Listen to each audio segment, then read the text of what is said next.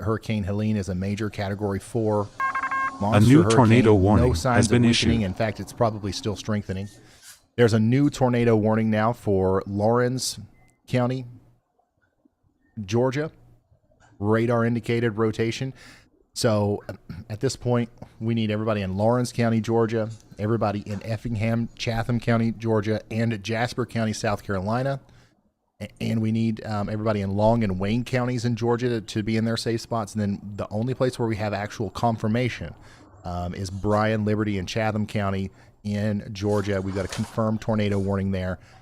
But all of these we need to be taken seriously. Go ahead, Andy. Hey, Ryan, I just wanted to talk a little bit more, do a refresher. Bonsoir.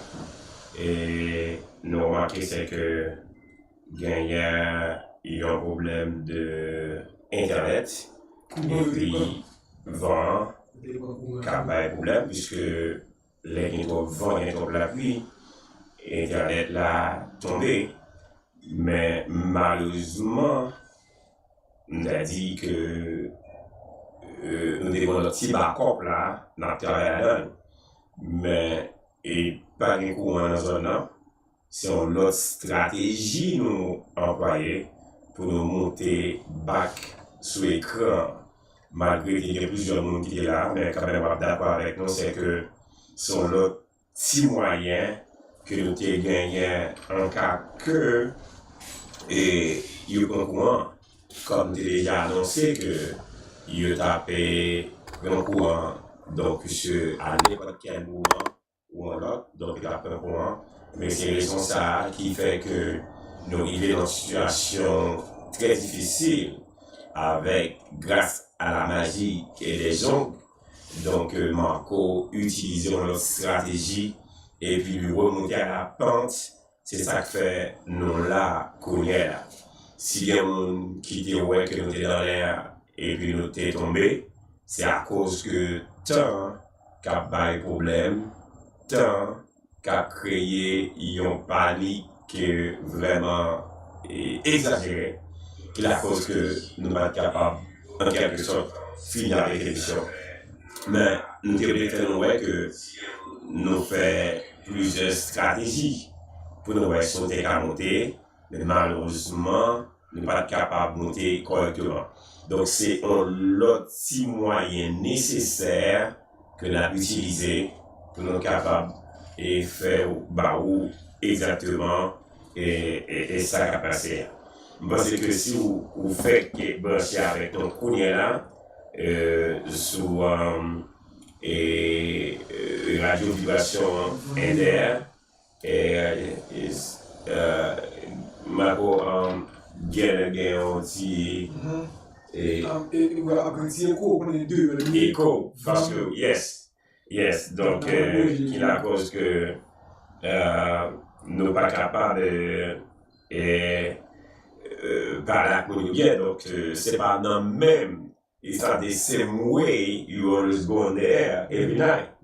We try to using another way to make sure people will see us tonight. So if you're watching us tonight, it is not the same platform. We're using another platform, Marco, right? To make sure people stay there with us tonight. As Marco a pêché moyen, mais plus stratégie pour le cas et make sure que le monde qui a gardé nous connaît là, il a gardé nous. Est-ce que il y a des gens qui branchent nous? Et donc, nous avons fait tout ça, nous sommes capables à souhait, puisque nous connaissons garder anciens noms, mais quand même, bon, moi, garder pour moi, est-ce que les gens qui sont radio, avec télévision, vibration inter, capables de monter, et puis non seulement monter, mais garder nous tout, pour dire, est-ce que exactement, tout bagarre encore. Pas de courant dans le studio, pas de courant la caille, pas de courant la caille Marco. Donc, c'est une autre stratégie nous utiliser. C'est parce que même si bagaille nous qu'on fait Haïti, les bagailles courant, nous faisons l'autre And just so you know, moyen what's nous marked moyen. dark Nous allons mettre beach là sur un on cyclone radar là. mega is our Paris, Et that is Mesoforte. donc, cyclone dans 2 heures de temps, la privée Talassie, il va tomber. L'elfine Talassie la prend route direction Georgia. Donc, Helene to Georgia, Texas, ou North Carolina. Je ne sais pas nous exactement qui ça, gouverneur, North Carolina lui-même lui dit. Je vais aller lire pour nous dans quelques secondes. Gouverneur North Carolina, Marco, monsieur. Marco Gon Police. Ou Equarizou, oui. Gon Police qui est dans North Carolina, qui t'a perdu la ville. Selon source que nous avons fait confiance, le policeman dead after crossing the center line, hitting by another car. Donc, sur l'autre machine qui frappait police là, et bien, police là, dans North Carolina, monsieur perdu la vie. Gagnant naturellement cette emergency que le gouverneur là à peine mettait sur pied là.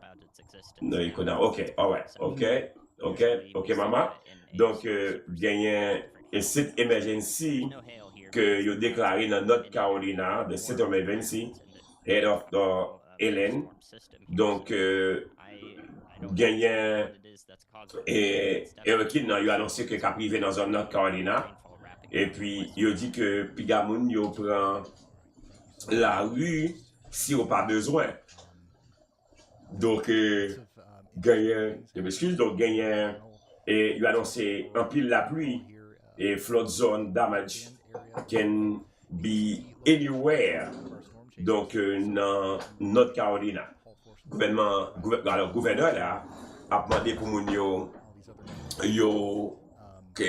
moun qui peut aller dans le shelter, pour déplacer, aller dans le shelter, parce que c'est vraiment nécessaire pour moun pas prendre route là, le cyclone Helene arrive sur.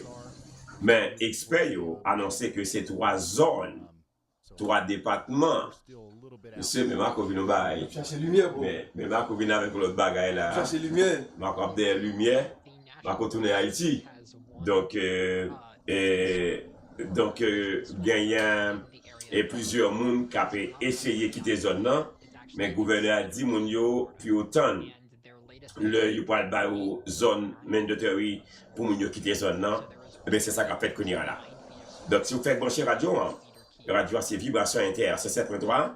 Let me just say hi to Marjorie, so my daughter. Donc Marjorie qui a fait des émissions qu'on y a là.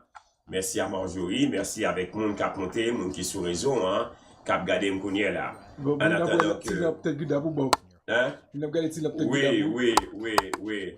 Faut moun yo que son l'autre bail qu'a fait là. Oui. Donc studio a été paré pour studio. Donc le studio Haïti bon. Studio Haïti c'est ça. A-t-il peut-être gridable nous? Yeah, donc Marco pour moun qui est sous radio capter de nos kounia là, c'est un moyen que nous avons fait pour nous être capables en quelque sorte bailler information sur cyclone qui est pour livrer dans Talassie dans les prochaines heures cabinières. Donc, nous allons donner information qui est là avec nous. Mais Marco là, naturellement, pas de micro, lui-même pour parler, nous comprenons. Donc, c'est ça qu'on peut essayer de gérer là. Donc, pour nous être capables de bailler information ça. Mais soit monter, donc faire me connaître que nous brancher, nous sur radio. Nous devons connaître qui est-ce qui sur radio, qui est-ce qui monte, qui est-ce qui a suivi nous. Donc, gagnant plusieurs amis et qui a gardé nos courniers là, et qui dans zone Florida, qui dans New York, dans New Jersey, dans North Carolina, pour nous comprendre qui est exactement qui est là avec nous, pour nous te saluer. Et salut Charles, et donc qui est avec nous, Madame Nerland. Oui, nous battons, mais avec un pile dans le studio. C'est, alors, soit regarder là, ou après nous gagnons, voilà, nous gagnons avec nous. C'est parce que le travail a demandé qu'il faut nous faire sacrifice. Oui. Et donc, pour nous faire travail là. Et, Marco, il faut nous saluer Tipré. Oui. Tipré qui a prié en dedans, donc, pour nous.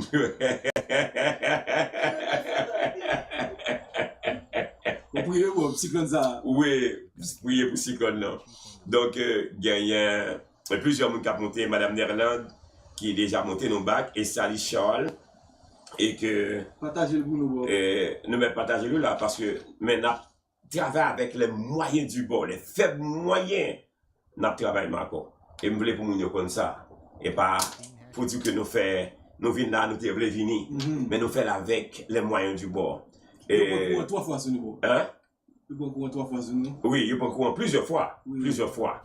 Donc c'est là nous y est. Nous ouais, pour nous montrer nous que nous sommes contents avec le sacrifice que nous faisons. Oui. Nous sommes dans le studio, nous quittons le studio, nous venons la caille, nous prenons courant la caille, nous pouvons tourner dans le studio, pas de courant dans le studio. Sécurité a dit nous pas de courant dans le studio. Donc nous tournons back, venir là. Voilà Marco, donc l'état de la situation en Floride, la situation de cyclone Helene est très difficile. Donc, je dis à dans West Palm Beach, hier, il y a des gens qui mourent. Non, il y a 2 personnes qui mourent hier. Et il y a un personnage qui mourut. Et puis, il y a l'autre petit monde qui gagne 16 ans qui peut vivre la tête. Par contre, je pense que c'est bien. Si on est arrivé, mais il a annoncé que les gens qui étaient dans la zone North Carolina, les gens qui étaient dans la zone Georgia, dans la zone Texas, ils ont demandé pour faire un peu attention. Si on a toujours été de catégorie 4, donc, si on est dans la zone ça, Regardez l'image là. tu as des messages. On a une image là, l'image, on a regardé Kounia là, donc c'est un pile la pluie qui a tombé là, la partie la pluie. Et il y a un pile vent. Je tout dans North Carolina, vent exagéré. Oui. Là, je parle avec Kounia là. Et c'est un ami qui dans North Carolina qui a bon détail. Gagné madame et Pierre Fiscole également. Et good job, d'accord, très bien. Eh bien, Marco. Bon, il y a plus de l'homme nous, bon. Oui, l'homme monté. Et bon, il y a plus de l'homme là. Mon yo saisi, ouais. Si nous pas l'homme là, pas de lumière, bon. Hein? Faut que lumière. Oui, faut que lumière. Faut que lumière. Les pas un coup, bon, ça le fait. Hein? La prenne non. Nous pouvons dire l'homme La prenne non. Donc, nous obligés, cherchons notre stratégie. Donc, nous venons faire une mission pour nous, amis auditeurs, au capteur de nos cognacs. Donc, ça montre que radio. C'est beau fanatique là, bon. Oui, radio qui ont un sacrifice énorme. Donc, l'honneur radio, c'est deux bagages. C'est la police, l'hôpital, la presse. Oui. La presse, la police, l'hôpital. Moun sa yo pas ka dormi dans cabane lorsque gagne information qui vini, gagne pays ou bien zone qui est en danger, la police soit là pour la sécurité, l'hôpital. C'est image North Carolina la North Carolina. North Carolina, image à regarder là. Très bien. Donc c'est sûr que l'arrivée dans North Carolina. Oui. Donc si il y a mon cas, c'est bon dehors. Yeah, exactement. Pas de problème ça. Donc yo annoncé également dans zone Saint-Petersburg Bako, yo dit moun yo dans zone ça pas prenable. Et magistrat a dit ça depuis le matin, jusqu'il n'y a pas de annonce là, yo dit moun yo pas prenable oui, dans zone Florida dans zone Saint-Petersburg. Mais pour West Palm Beach, situation pas tellement grave non? Grave. Mais vent et vent. Mais gagne pile vent. Gagne pile vent. Qui côté c'est la mer et de l'eau qui a pété. C'est ça parce que nous tout près la mer là. Oui. Nous tout près la mer, c'est normal pour vent bah un petit problème. Ils ont pas internet à mettre occasion de nous monter nous descendre, donc pas capable. Et puis courant tout. Oui, exactement. Courant. Exactement. Donc ma comme pense que pour les amis auditeurs capteurs de nos cognacs à la cap suivre non, nous quand même remarqué que c'est il y a le background que nous gagnons. Oui. Donc il y a déjà ouais que nous pas dans l'office là. Nous pas dans le studio et puis nous pas la caille nous. Hein? C'est dans petit côté là nous obligés descendre là. Monter descendre. Ma comme nous gagnons continuer à monter. Oui, et madame madame Inès dit qu'elle a sauté là. Après madame Nerland soit fait l'emploi. Et donc bon, l'homme de Florida, il dit ça. N'a pas que j'ai dit pour préparer chaque année. Il faut gagner lampe, il faut gagner flash, il faut gagner petit de l'eau. Ma costume va gagner lampe, ça nous déchiré. Déchiré. Donc, je pense que Mounio a bien compris. Ma comme Mounio a fait Et c'est on ça. va qu'on va dehors, Un pile vent. Oh, ok. pile Et donc, ouais, de temps en temps, m'a regardé. Donc, ça, c'est auditeur au cap, regardez nous connaît. Un pile vent. Et donc, ma nous te voulait que, puisque nous t'allons allé plusieurs fois, nous pas nous connaître que c'est exprès nous faire, ou bien c'est voulu nous pas voulu nous monter. Mais nous fait stratégie quand même pour ouais que c'est avec les faibles moyens que nous venons là, nous venons faire. Nous avons un petit backup et Internet. C'est lui-même que nous utilisons. D'abord, nous avons de faire nous ouais dehors, comment dehors ailleurs. Je pense que n'importe le gagne un cyclone, équipe radio a sorti même pour nous ouais équipement que nous gagnons. Nous allons faire une façon pour nous gagner une veine, Marco. On veine pour nous mettre, pour qui marque radio même. Le n'a sorti pour policiers, pour la police capable de que radio a gagné naturellement et équipement pour nous prendre la rue. Nous allons sortir avec une machine privée, nous petits jeep, une petite veine, et une petite voiture. Mais nous sorti avec. Trop vendu. Faut marcher dans l'eau. Oui, il faut marcher dans l'eau. Donc, il faut avoir une veine qui a kembe avec ça.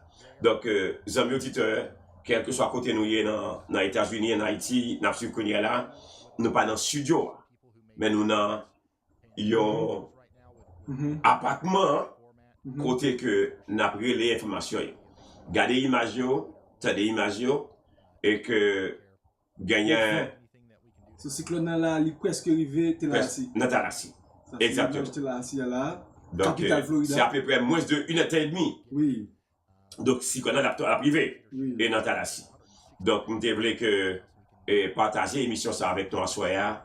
Nous sortis dans les Nations Unies, dans New York. Nous entrons là, dans Florida. Et c'est ça que radio a. C'est job radio a. C'est bah nous, information yo, seconde par seconde, minute par minute, juste pour nous informer les amis yo. Parce qu'il y a un paquet de monde qui gagne famille au Florida. Oui. Donc, le monde qui est dans North Carolina, Madame Pierre Fiscolin, c'est Cole qui l'autre bord. Mais non, c'est dans Florida. Donc, il faut nous dire exactement ce qui a passé. Et dans la zone Palm Beach Garden, il a annoncé que gagne qui perd du courant dans la zone ça. Il y a des gens qui perdent du courant. Donc, très bien. Donc, et c'est ça qu'on a fait là, qu'on est là. On a essayé, montrer que nous ne pas pour nous dormir, nous c'est soldats, nous c'est la presse, le job nous c'est informer, fermer, nous capter nous qu'on est là, sous les gens qui gagnent, qui Florida, West Palm Beach, ou pas tellement besoin d'inquiéter, Miami, ou pas tellement besoin d'inquiéter, mais il y a de l'eau, d'accord? Mais il y a de l'eau, il y a vent. West Palm Beach, nous n'avons pas trop de l'eau, mais nous gagnons un pile vent, d'accord? Jacksonville, c'est presque même cas de figure là, il y a un pile vent, mais pas un pile d'eau. Tallahassee, c'est la même que je suis quand n'a pas tomber. Si vous regardez l'image à gauche là, Bob. Donc, regardez avec nous. Image à gauche là. Image à gauche là. C'est là, c'est là. Si qu'on a yé, donc il paraît un pile temps pour arriver dans cette capitale là. Oui. Donc, si vous faites brancher radio, nous c'est radio vibration interne.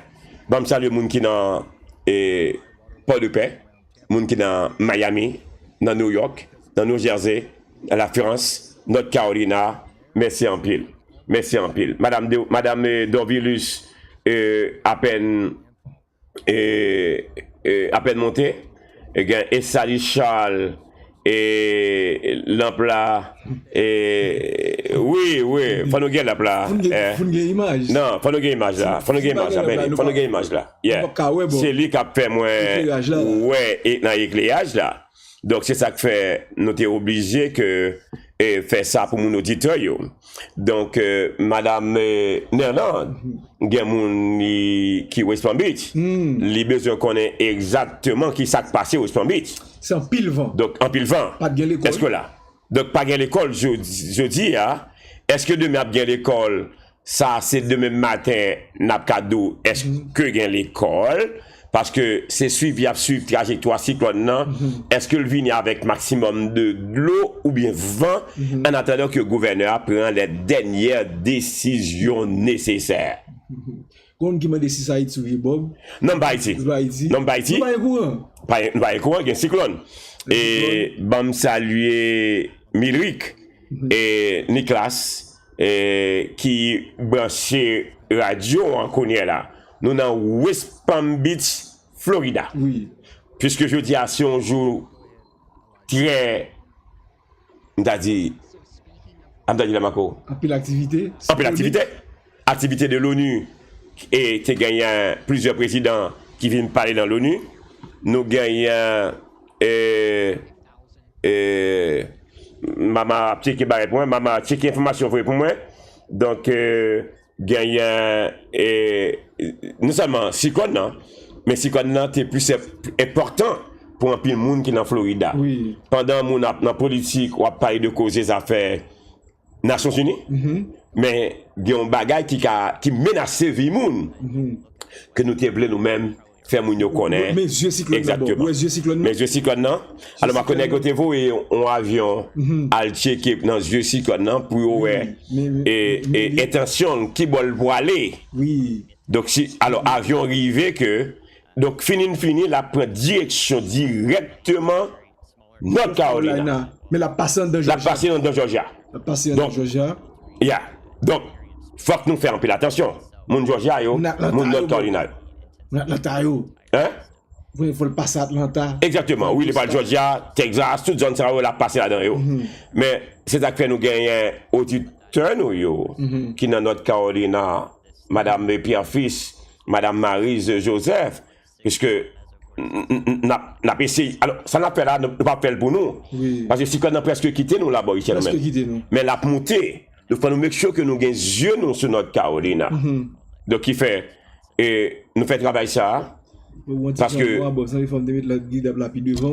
Hein? Oui, non, oui, ça va. Oui. Oui, donc pour nous ka connaît que job nous c'est ça. Nous qui est pour auditeur nous yo. Oui. Et même si quand on parle Montréal, nous t'a fait même bagaille. Oui. Il pour aller la France, nous t'a fait même bagaille.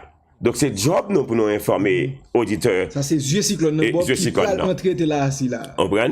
Donc gen moun qui pensait que Marco faut mettre les lunettes parce que ou qu'on informe moins capable ouais plus bien. D'accord, très bien. Donc Marco, je suis qu'on li poil tomber directement Tallahassee. Donc dans les prochaines on a dit c'est m'a dit 45 minutes qu'à venir. Marco est-ce que là? Oui. But stay tuned.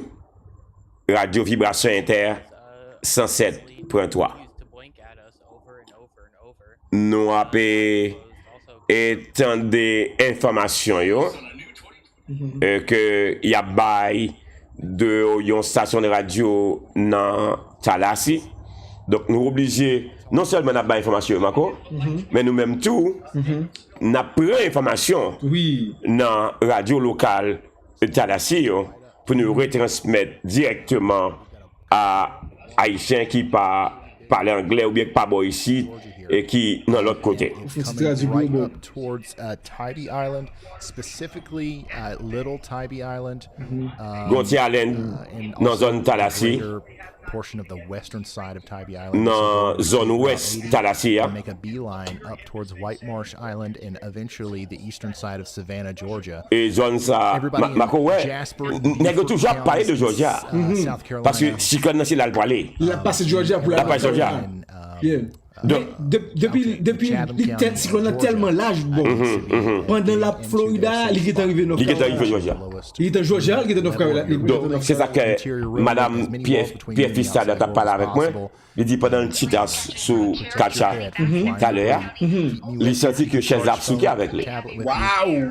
Donc il était compté quelques bêtes qui en bas Kacha, mais tout de suite il dit que c'est vent qui est dehors. Est-ce que là? Voilà. Voilà. Et oui, en forme. D'accord, chérie, pas de problème. Merci en pile.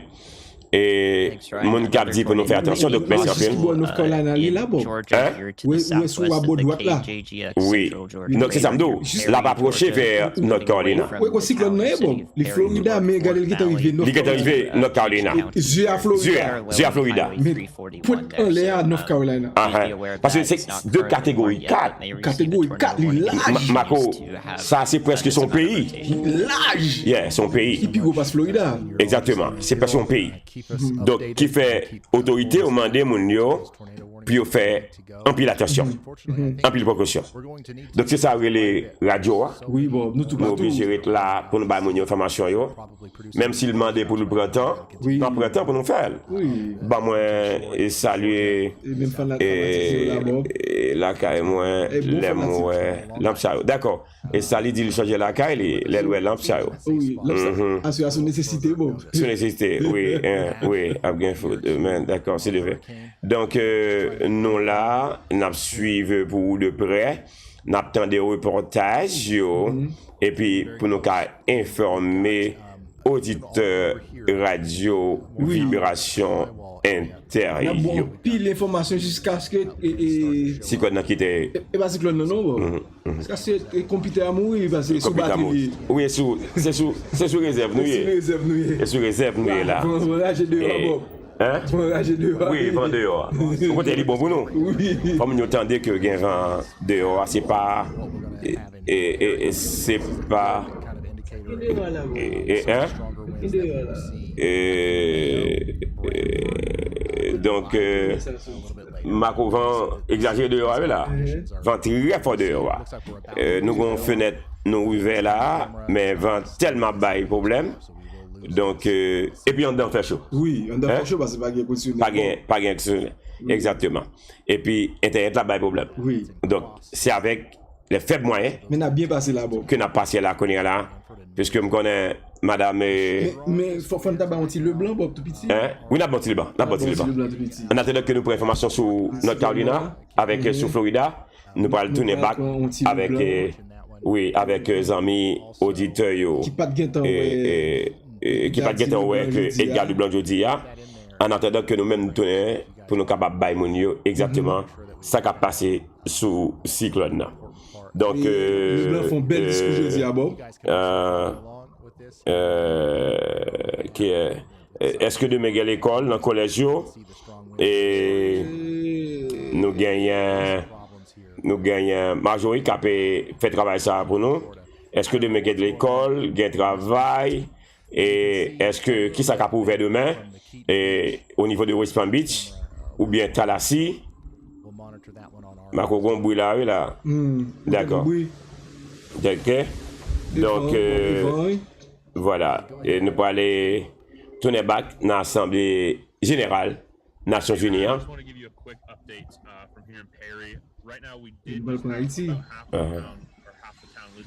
Nous allons aller tourner back avec New York. En attendant que nous avons information qui a sorti dans Cyclone Helene qui a ravagé les États-Unis. Et demain, il y a l'école et pour collège, et il va confirmer l'école pour l'autre Simonio. Middle school, high school, collège, et à collège, il y a l'école, il y a l'école pour collège, pour mon collège. Et ça nous fait gagner qu'on y a. D'accord? Dans la zone là. Dans la zone là. Est-ce que, alors, business est approuvé, nous pourrons checker ça pour nous demain et à soir pour nous connaître est-ce que tout bagage ça a fait demain. L'école, il va confirmer si il y a bien l'école pour Timonio, Timon qui est dans le collège, middle school, high school et la trier. Mais pour le collège, il y a l'école demain sur l'information que nous jouons sur ce que nous avons fait confiance. Voilà. Voilà. Et c'est là nous y est. Donc, bon, moi, faut-il rentrer dans l'autre côté pour mal des informations pour Mounio. Donc, restez là avec nous. Marco, ça va? Oui, ça va. Marco va venir rapidement pour lui, car nous, yon ti Haïti jeudi, parce que jeudi a été gagné président pour petit bout de temps Haïti. Gare le Blanc-Fils, qui tapait et parlé dans l'ONU. Et monsieur fait un très bel discours. Un discours que, en peu haïtien, est pâté de Edgar le Blanc-Fils. Voilà, Edgar, avec une délégation de l'ONU, qui tape maintenant devant le podium. Était là. Radio Vibration Inter. 107.3. Bob Bijon et Marco, depuis la Floride. Excellence. Monsieur le Président de l'Assemblée Générale, et par Floride, et Florida, nous, Monsieur le Secrétaire parce que nous Général des sommes noirs, Nations Unies. nous dans Cyclone. D'accord, Excellence, Mesdames, Messieurs les chefs d'État et de gouvernement, Mesdames, Messieurs les chefs de délégation, distingués délégués, chers compatriotes, j'ai l'immense honneur de représenter ici à la tribune de l'Assemblée Générale des Nations Unies, à un carrefour particulier de son histoire, le peuple haïtien, digne et fier, qui malgré les tempêtes de tous ordres, a toujours su se relever. Première république noire du monde, Haïti porte dans ses entrailles la fierté d'une lutte héroïque pour la liberté et la dignité humaine. Elle se trouve aujourd'hui à un carrefour décisif. C'est donc avec le poids de cette histoire et l'espoir d'un avenir meilleur que je m'adresse à vous en appelant à la solidarité agissante de la communauté internationale. Permettez-moi tout d'abord d'adresser mes chaleureuses félicitations à vous, Son Excellence Philémon Yang, ancien Premier ministre du Cameroun, pour votre élection en tant que président de cette 79e session de l'Assemblée générale. Haïti se tient fermement à vos côtés et vous assure de tout son soutien tout au long de votre mandat afin de faire de cette session un succès pour l'ensemble de la communauté internationale. Qu'il me soit permis aussi de saluer l'excellente qualité du travail accompli au cours de la 78e session par votre prédécesseur, Son Excellence, M. Denis Francis de Trinité et Tobago, qui a su conduire les travaux avec dextérité, sagesse et leadership. Je saisis également cette occasion pour exprimer au nom du peuple haïtien toute notre gratitude à vous, Monsieur le Secrétaire général Antonio Guterres, pour votre visite en Haïti, votre présence sur notre sol et votre soutien indéfectible à notre démarche auprès du Conseil de sécurité, notamment pour renforcer la police nationale d'Haïti. Vos récentes interventions en faveur d'Haïti ont été vivement appréciées et resteront gravées dans nos mémoires. Je tiens à exprimer ma plus profonde gratitude à la communauté internationale pour le soutien apporté à mon pays en ces temps de crise. Cette solidarité, qu'elle se manifeste à travers des initiatives de sécurité, d'aide humanitaire ou de soutien au développement, est grandement appréciée. Par cette coopération continue et mieux adaptée, Haïti se remettra plus forte, plus résiliente et engagera confiante sa marche assurée vers le développement et le progrès. Je salue ici tous les compatriotes haïtiens à travers le monde, qui, tout en restant attachés à leur pays natal, sont obligés de chercher d'autres cieux plus cléments pour gagner leur vie. Tout le monde reconnaît qu'ils sont de rudes travailleurs. Je veux leur dire, partout où ils se trouvent, que le Conseil présidentiel de transition et le gouvernement pensent à eux en attendant que les conditions soient réunies pour qu'ils reviennent au bercail. J'en profite pour saluer Amnesty International et d'autres organismes opérant dans le domaine de la défense des droits humains qui suivent de près les violations des droits des migrants haïtiens à travers le monde. Je me permets, au nom du peuple haïtien, de saluer fraternellement tous les amis d'Haïti qui ont fait preuve de solidarité envers les migrants de notre pays, en particulier ceux résidant à Springfield dans l'Ohio aux États-Unis. La longue histoire d'amitié et de solidarité réciproque entre nos deux nations, depuis notre participation à la bataille de Savannah en 1779 nous permet de dire avec confiance que le peuple américain rejette toute incitation à la haine contre notre communauté.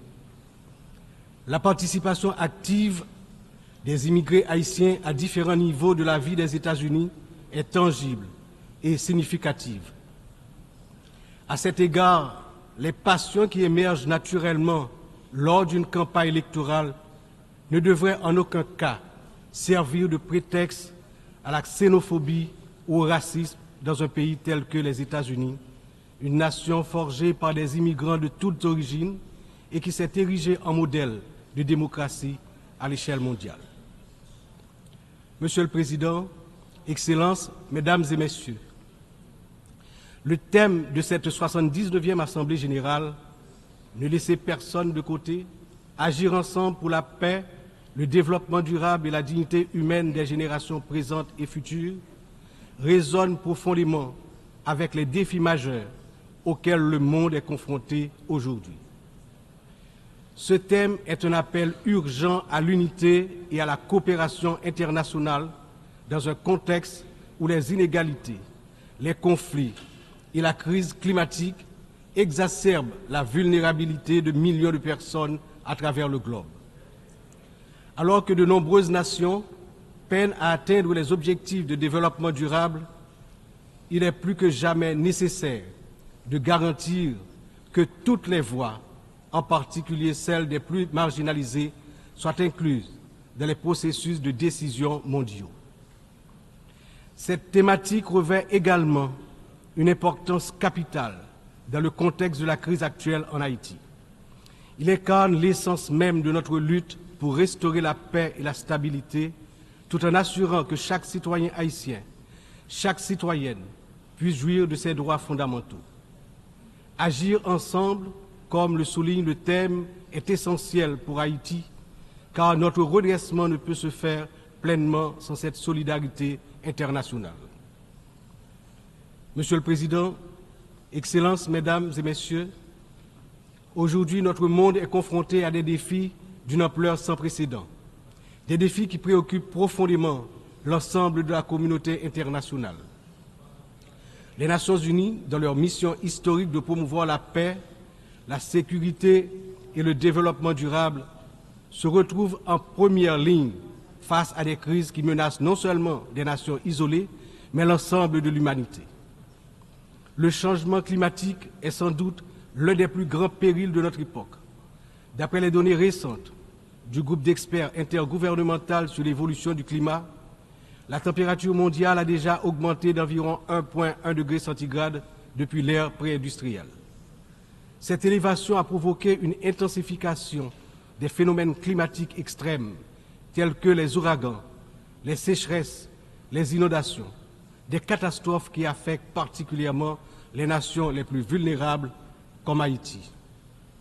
En 2023, le Programme des Nations Unies pour le développement a estimé que plus de 100 millions de personnes supplémentaires risquent de basculer dans la pauvreté d'ici à 2030 en raison des effets du changement climatique.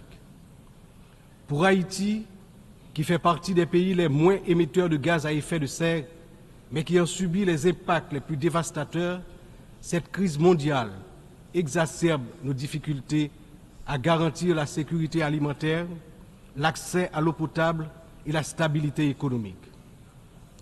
Les conflits armés continuent également de semer la destruction et de ravager des vies humaines. Selon le Haut Commissariat des Nations Unies pour les réfugiés, le nombre de personnes déplacées de force a atteint 110 millions en 2023, un chiffre qui n'a jamais été aussi élevé dans l'histoire de l'humanité. Que ce soit en Syrie, en Ukraine ou dans la région du Sahel, ces conflits prolongés exacerbent la pauvreté, détruisent des infrastructures vitales et entraînent des flux massifs de réfugiés. Le monde ne peut rester inactif alors que des millions d'hommes, de femmes et d'enfants fuient les violences en quête de sécurité et de dignité. L'engagement de la communauté internationale est plus que jamais nécessaire pour trouver des solutions diplomatiques et promouvoir des initiatives de consolidation de la paix. Un autre défi majeur concerne les inégalités économiques qui continuent de se creuser.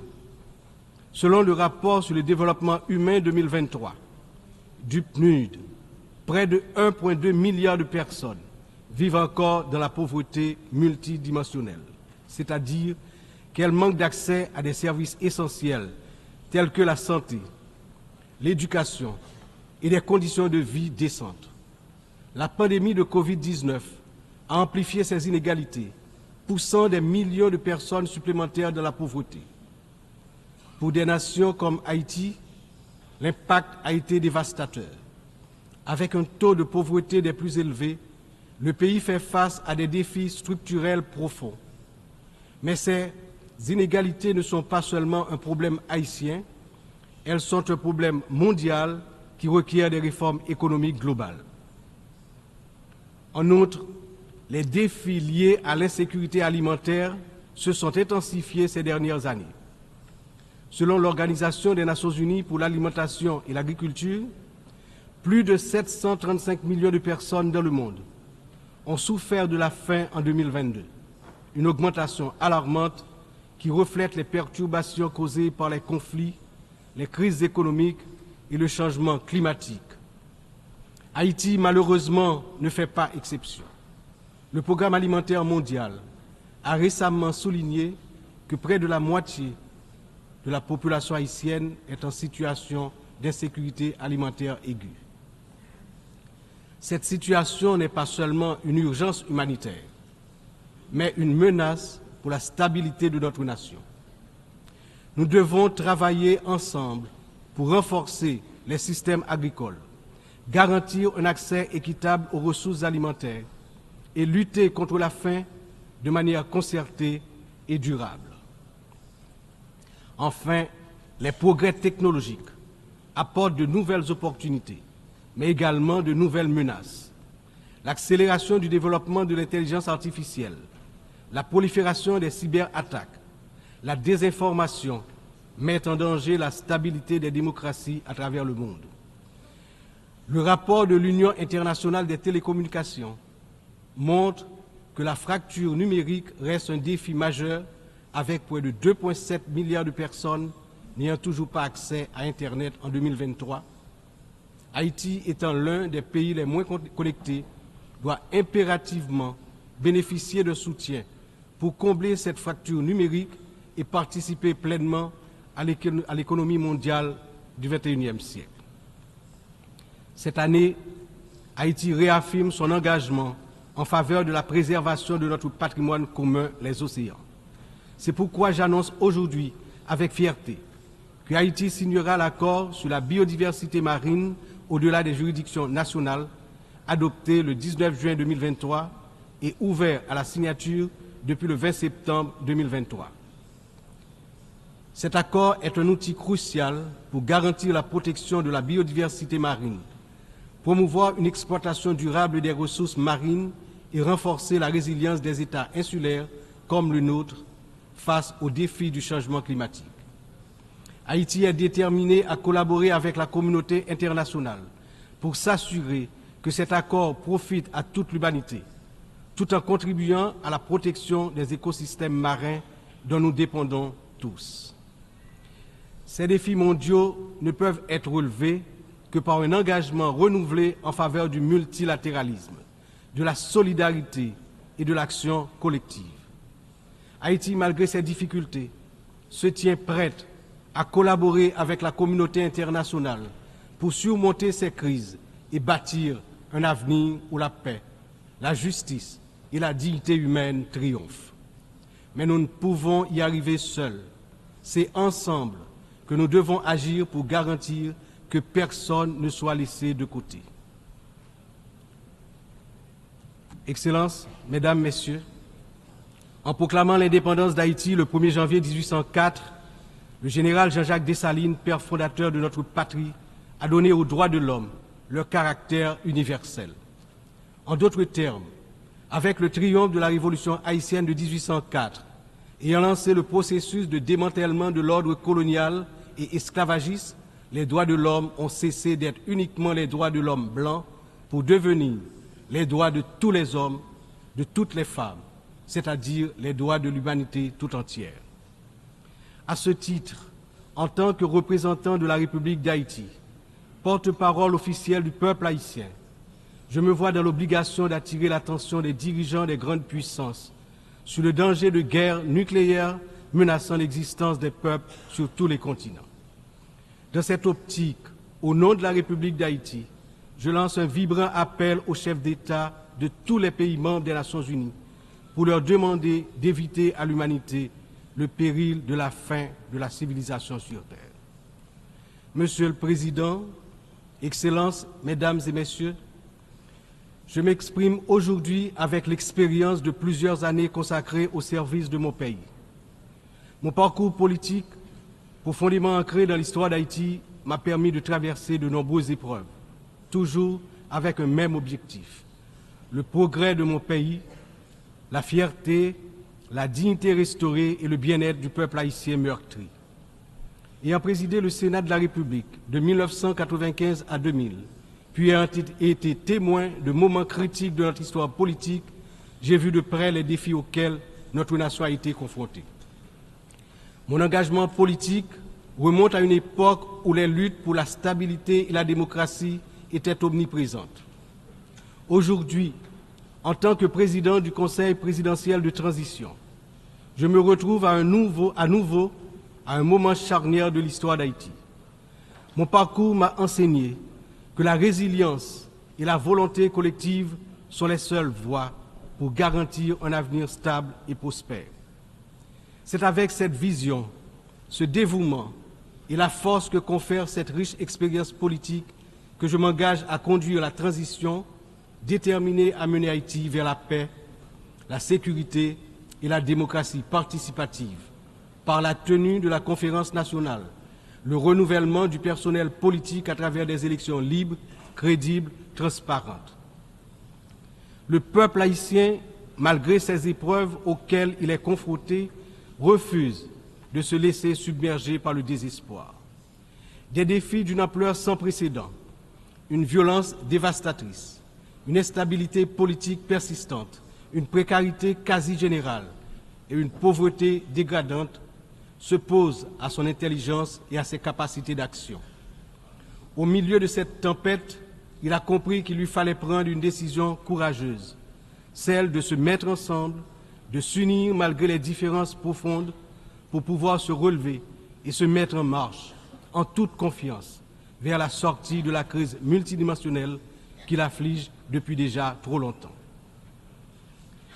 La création du Conseil présidentiel de transition est une matérialisation de cette décision, un exemple tangible de cette volonté de se réconcilier avec soi-même. Ce Conseil qui rassemble organisations de la société civile et toutes les tendances politiques du pays est le fruit de longues négociations. Il incarne la pluralité de la société haïtienne.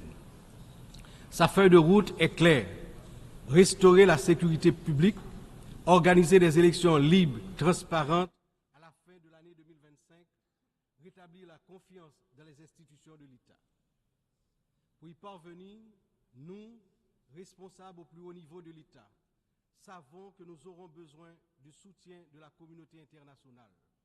Mais d'abord, nous devons compter sur nous-mêmes, sur notre résilience, notre capacité à surmonter les divergences, les divisions internes. Il est important de souligner que la résolution des problèmes d'Haïti repose avant tout sur les épaules du peuple haïtien. Il est de notre devoir, en tant que nation souveraine, de prendre en main notre destin, de surmonter les divisions et de construire ensemble un avenir de paix et de prospérité. Cependant, cette responsabilité n'incombe pas seulement à nous. La communauté internationale, les Nations Unies, les puissances étrangères qui ont souvent joué un rôle décisif dans l'histoire d'Haïti ont également une part essentielle dans ce processus de restauration de la paix, de redressement économique, de renouvellement institutionnel et d'établissement d'un État de droit. En ce sens, l'échec d'Haïti à se relever n'est pas seulement celui d'une nation. Il traduit un échec collectif, une incapacité mondiale à respecter pleinement les principes de solidarité, de justice et de coopération internationale. C'est ensemble, avec une responsabilité partagée et un engagement renouvelé, que nous pourrons transformer cette crise en opportunité et tracer une voie durable vers la paix. Aujourd'hui, Haïti fait face à une crise sécuritaire d'une gravité sans précédent. La montée en puissance des gangs armés, la violence généralisée, l'instabilité politique ont plongé la nation dans un état de vulnérabilité extrême. Les citoyens vivent dans la peur, incapables de circuler librement partout sur le territoire national, d'aller travailler ou d'envoyer leurs enfants à l'école sans risque, notamment dans la région métropole de Port-au-Prince, la capitale. Cette situation affecte tous les aspects de la société haïtienne, fragilise les institutions, paralyse l'économie, mine l'espoir de lendemain meilleur. L'avenir du pays est menacé. 50% de l'effectif des gangs de la région de la capitale sont constitués d'enfants et d'adolescents, filles et garçons. Ils servent souvent de chair à canon lors des opérations contre les forces de l'ordre. Ils sont l'objet de graves violences de toutes sortes, y compris des violences sexuelles. Ces abus et violences exercés contre des enfants et des adolescents doivent être considérés comme un crime contre l'humanité, compte tenu de leurs conséquences sur les générations à venir. Le rétablissement de la sécurité nationale est une priorité absolue pour les autorités haïtiennes. Elles sont pleinement engagées à mettre fin à cette spirale de violence et à restaurer l'ordre afin de garantir à chaque citoyen, à chaque citoyenne, le droit fondamental à la sécurité. Elles sont conscientes que la paix et la stabilité sont les fondements indispensables pour permettre à Haïti de se redresser, de rétablir la confiance dans ses institutions, d'assurer le développement socio-économique du peuple. Dans cette optique, la décision du Conseil de sécurité d'autoriser le déploiement de la mission multinationale d'appui à la sécurité à travers la résolution 2699 a été une réponse directe aux appels du peuple haïtien. Cette mission, bien que n'étant pas une force onusienne classique, incarne l'engagement de la communauté internationale à soutenir Haïti dans sa lutte contre l'insécurité. J'exprime au nom du peuple haïtien ma profonde gratitude aux États contributeurs, notamment au Kenya, pour avoir accepté d'assumer le leadership de la mission, ainsi qu'à tous les pays qui ont apporté leur soutien.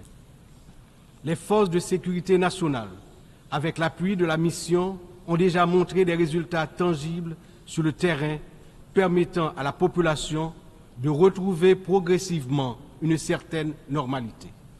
Beaucoup, néanmoins, reste encore à faire. Haïti a accueilli plusieurs missions des Nations Unies au cours des 3 dernières décennies, notamment la MINUSTA. Si certaines de ces missions ont contribué à stabiliser temporairement le pays, elles ont également laissé un héritage lourd de conséquences. Des allégations de violations graves des droits humains, y compris des abus sexuels, ont ébranlé la confiance du peuple haïtien. L'absence de poursuites et de réparation pour les victimes a renforcé un sentiment d'impunité, minant ainsi les efforts de reconstruction. Il n'est cependant jamais trop tard pour bien agir et pour tirer des leçons du passé. En repensant l'approche, nous avons l'opportunité de redorer le blason des missions internationales en Haïti et de construire un avenir meilleur pour le peuple haïtien. C'est dans cet esprit que nous souhaitons voir amorcer une réflexion sur la transformation de la mission de soutien à la sécurité en une mission d'opération de maintien de la paix sous mandat de l'Organisation des Nations Unies. Cette transformation permettrait non seulement de sécuriser un financement plus stable et d'élargir les capacités de la mission, mais également de renforcer l'engagement des États membres en faveur de la sécurité en Haïti.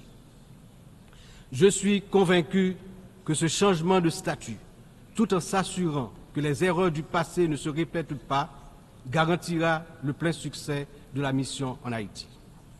Excellences, Mesdames et Messieurs, Je me tiens aujourd'hui devant cette Assemblée en tant que voix de la République d'Haïti, pays dont l'histoire est inextricablement liée aux idéaux de liberté et de justice que nous célébrons tous ici.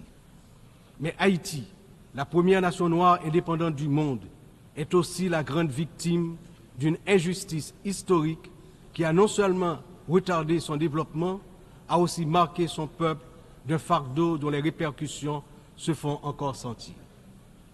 En 1825, à peine 21 ans après avoir gagné sa liberté au prix d'une lutte héroïque, Haïti a été contrainte de payer une dette colossale à la France, pays colonisateur, en échange de la reconnaissance de son indépendance. Cette rançon imposée sous la menace a siphonné les ressources de la jeune nation, la plongeant dans un cycle infernal d'appauvrissement dont elle peine toujours à sortir. Cette dette a été une forme de punition pour sa hardiesse à se libérer des chaînes de l'esclavage et hisser l'être haïtien à la dignité de l'homme. Elle a été une pénalité injuste qui a asphyxié le potentiel économique et social du peuple noir d'Haïti pendant des générations.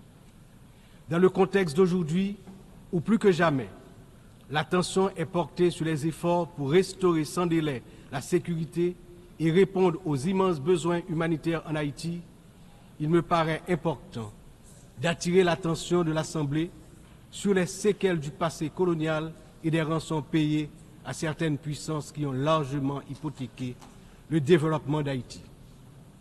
Il n'est pas sans intérêt de rappeler qu'Haïti a été le seul pays à avoir payé pour son indépendance, obtenue pourtant dans le feu et dans le sang.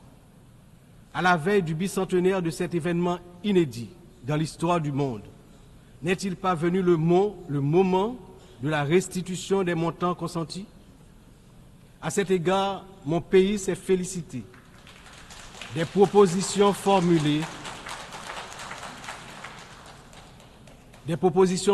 par un certain nombre de gouvernements et également certaines agences des Nations Unies pour des actions concrètes en vue de la reconnaissance, la réparation et la restitution des torts du passé.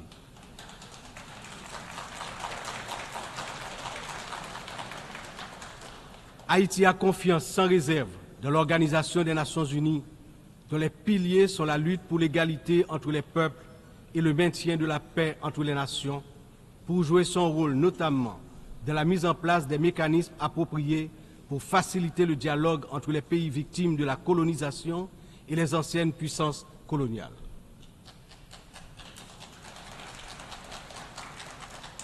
Ici, à cette 79e session de l'Assemblée générale, Haïti est par mon entreprise, non pas simplement pour revendiquer une réparation, mais pour poser une question de principe, celle de la justice immanente. Ma démarche est résolument engagée, structurée et bien documentée. Le Comité national de restitution et réparation, en collaboration avec la Commission des réparations de la CARICOM, a déjà entrepris des travaux exhaustifs sur ce sujet. Nous demandons la reconnaissance d'une dette morale et historique et la mise en œuvre de réparations justes et appropriées qui permettront à notre peuple de se libérer des chaînes invisibles de ce passé injuste. Excellences, Mesdames et Messieurs, l'histoire nous enseigne que les nations ne se relèvent pas dans l'isolement, mais dans l'union des forces, dans l'engagement résolu à bâtir un avenir commun. Haïti, cette terre qui a offert au monde un symbole de liberté inébranlable et qui a aidé plusieurs nations à se libérer du joug du colonialisme barbare, ne cherche pas la charité, mais la justice, le respect,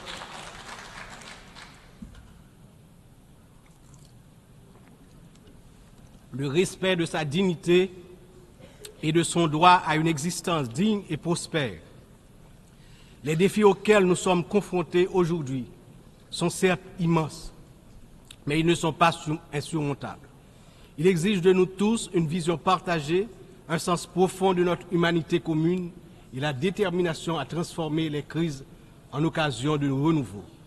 Chaque nation, grande ou petite, riche ou vulnérable, porte une part de l'avenir collectif entre ses mains. C'est dans cette interdépendance que réside la force véritable du multilatéralisme.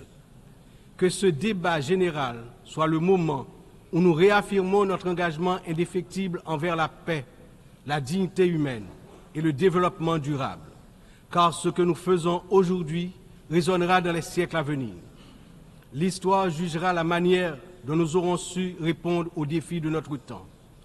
Ensemble, dans un esprit de solidarité et de coopération, nous pouvons et nous devons construire un avenir où aucun peuple, aucune nation ne sera laissé pour compte.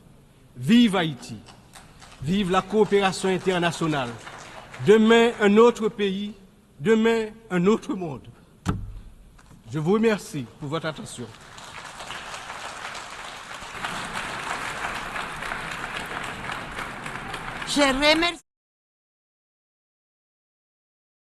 It's definitely going to be a concern for this area. We will keep an eye on it. We have seen some cars on the road, and we've been talking about this all throughout the day on air. Please get off the roads. Please hunker down because it is not safe to be out here. These areas are prone to flooding, and if you do get stuck in that, that could be a major problem. So we're going to keep, again, monitoring this. For now, that is the latest from Live Oak. Kenya Cardone. All right, those flood barriers are just amazing to see. I'm sure a lot of lessons learned from Hurricane Debbie.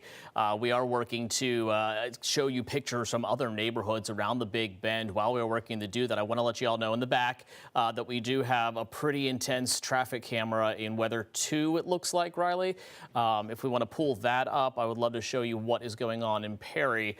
While we're working to bring that up, we are aware of power outages that are beginning to roll in. There we go. This is the live camera at US 19 and 98. This is at Main Street in Perry. Dennis, if we can take this full to give people a really clear picture of just how intense these winds are.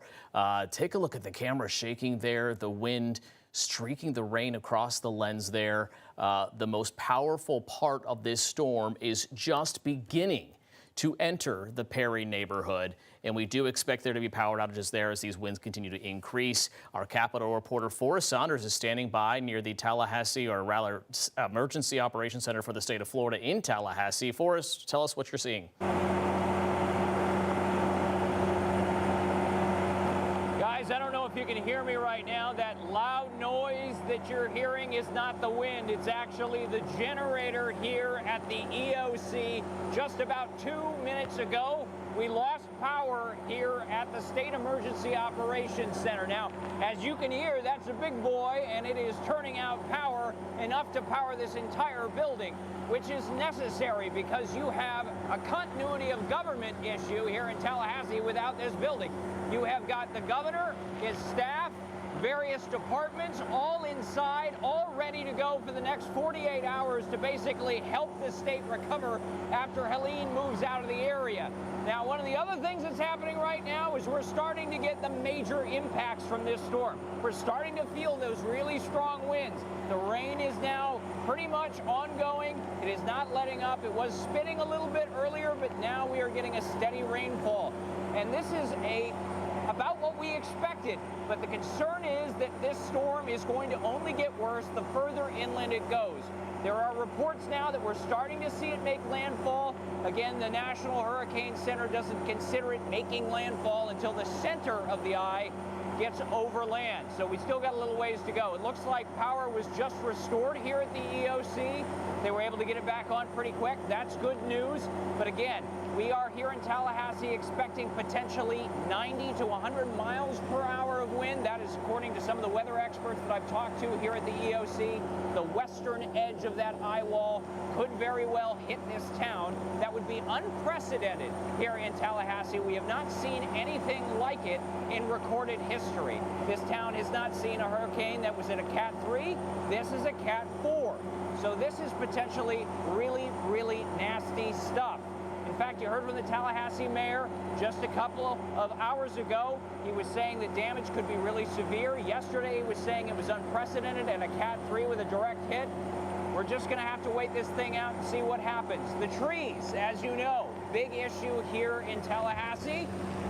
That was a heck of a gust right there. That was a heck of a gust. I have never been through a Cat 4 before, so I'm doing my best to stand upright as these winds get stronger and stronger. Remember, we are next to one of the safest buildings in the state of Florida, and if conditions warrant, I'm gonna get my butt inside because it is dangerous to be out here. In fact, I'm standing in just the little atrium here outside of the EOC. We wanted to be here because it is so dangerous. So if we have an opportunity to go inside, if things get too dangerous, we are going to definitely do that. But we want to show you what the conditions look like. That's why I'm standing out here. This is not something that you should be doing. We're out here so you don't have to be, so you can still get a sense of what the conditions are like.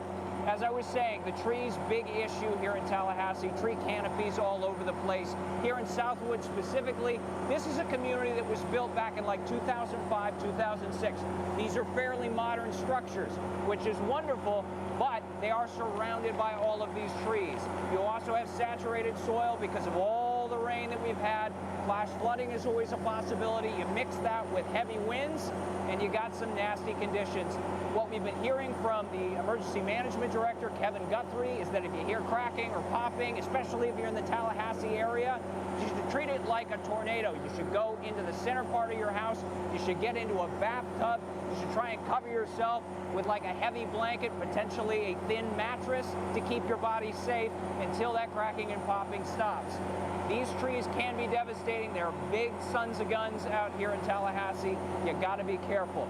That is the latest out here at the EOC, but I will tell you here in just a little bit, we expect at 11 o'clock to hear from the governor.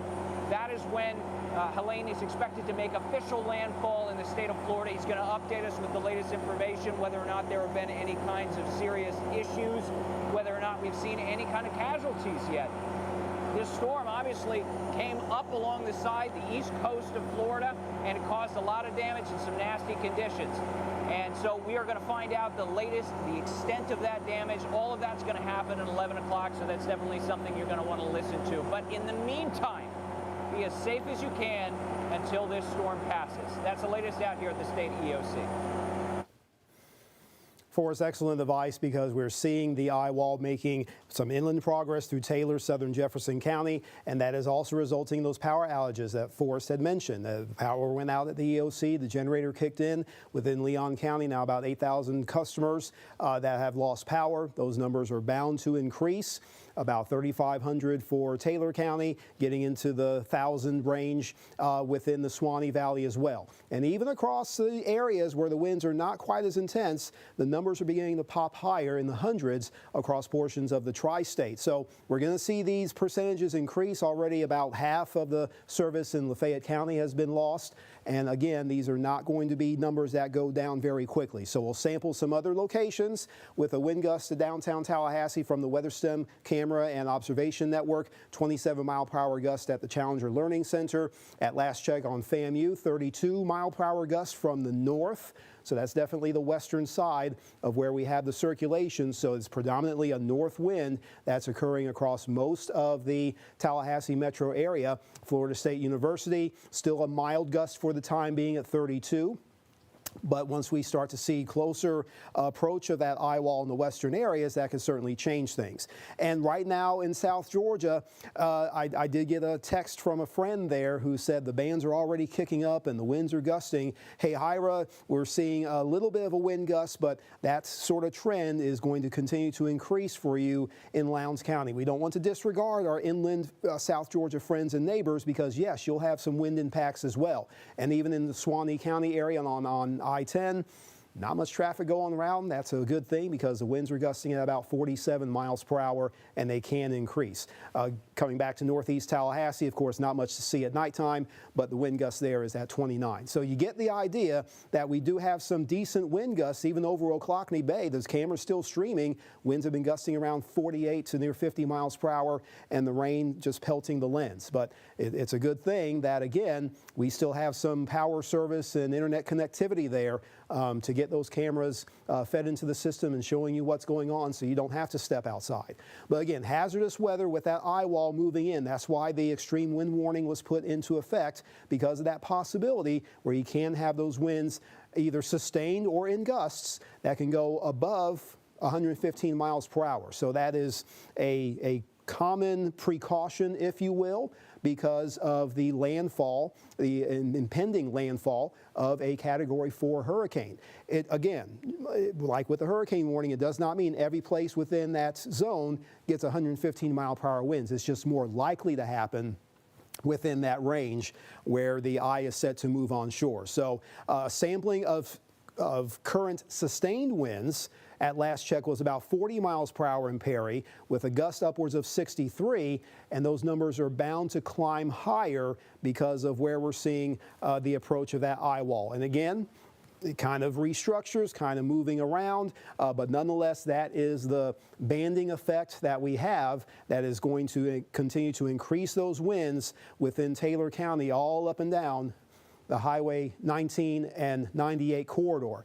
Also, gustier winds are being encountered again on the southeast side of Leon County. A little bit of a breakaway from the actual eye wall, but again, that's going to be some of the action that promotes the stronger winds that can be experienced as the eye continues to make its push over the coast within the next half hour. So I'd say likely by 11 o'clock, we could certainly have that landfall designation being made, although the center of the low is still offshore.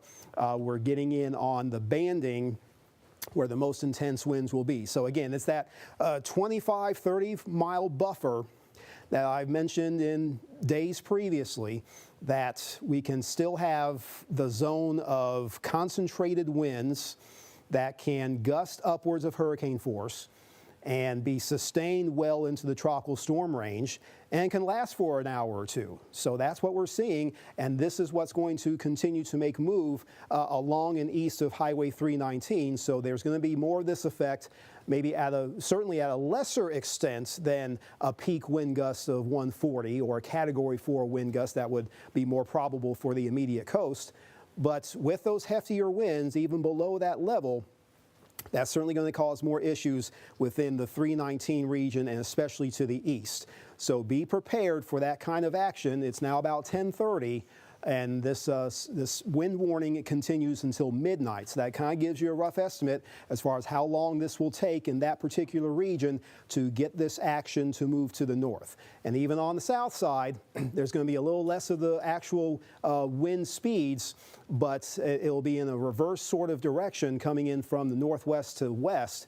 But that will still likely move through these very same areas. So it is going to be a rough couple of hours to go through, particularly from the capital city to the east over into the Swanee River area, and then that corridor will be extended northward by a certain degree into South Georgia. So be ready for some gustier winds for a while in Thomasville, in Quitman, where this eye wall will be moving through your area within the next couple of hours. In the Azalea City, those gusts of wind will continue to increase as well, and they can also become near hurricane force, although this will be over land, and we'll see kind of a broadening out of the overall wind field, which some of that may already have been occurring within this portion. But nonetheless, once we're going over land, we'll see a gradual decrease in the overall wind intensity, but only a gradual decrease. This could still be certainly a hurricane that goes over land for several hours, going well into South Georgia and Middle Georgia, where some hurricane warnings extend that far inland. So that's the kind of effect that this storm will have. Those gustier winds will be an issue going way beyond the coast. But right now it's our issue. Our neighborhoods are experiencing some rough weather in portions of the eastern and coastal Big Bend region.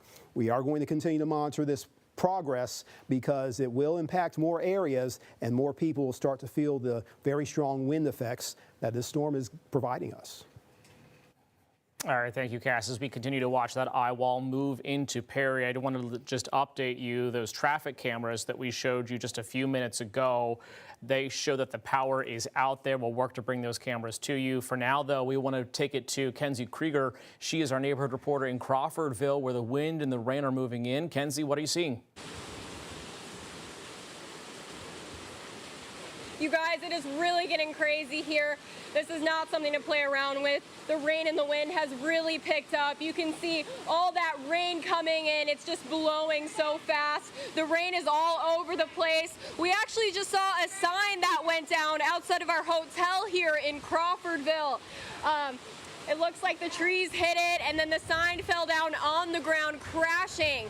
The power actually, oh, the power just went out. We're out of power right now. It's been flickering back and forth. Yep, we're out of power. Yeah, nobody can see it. It's pitch black here. There's people standing outside the door. Oh, we just got power again.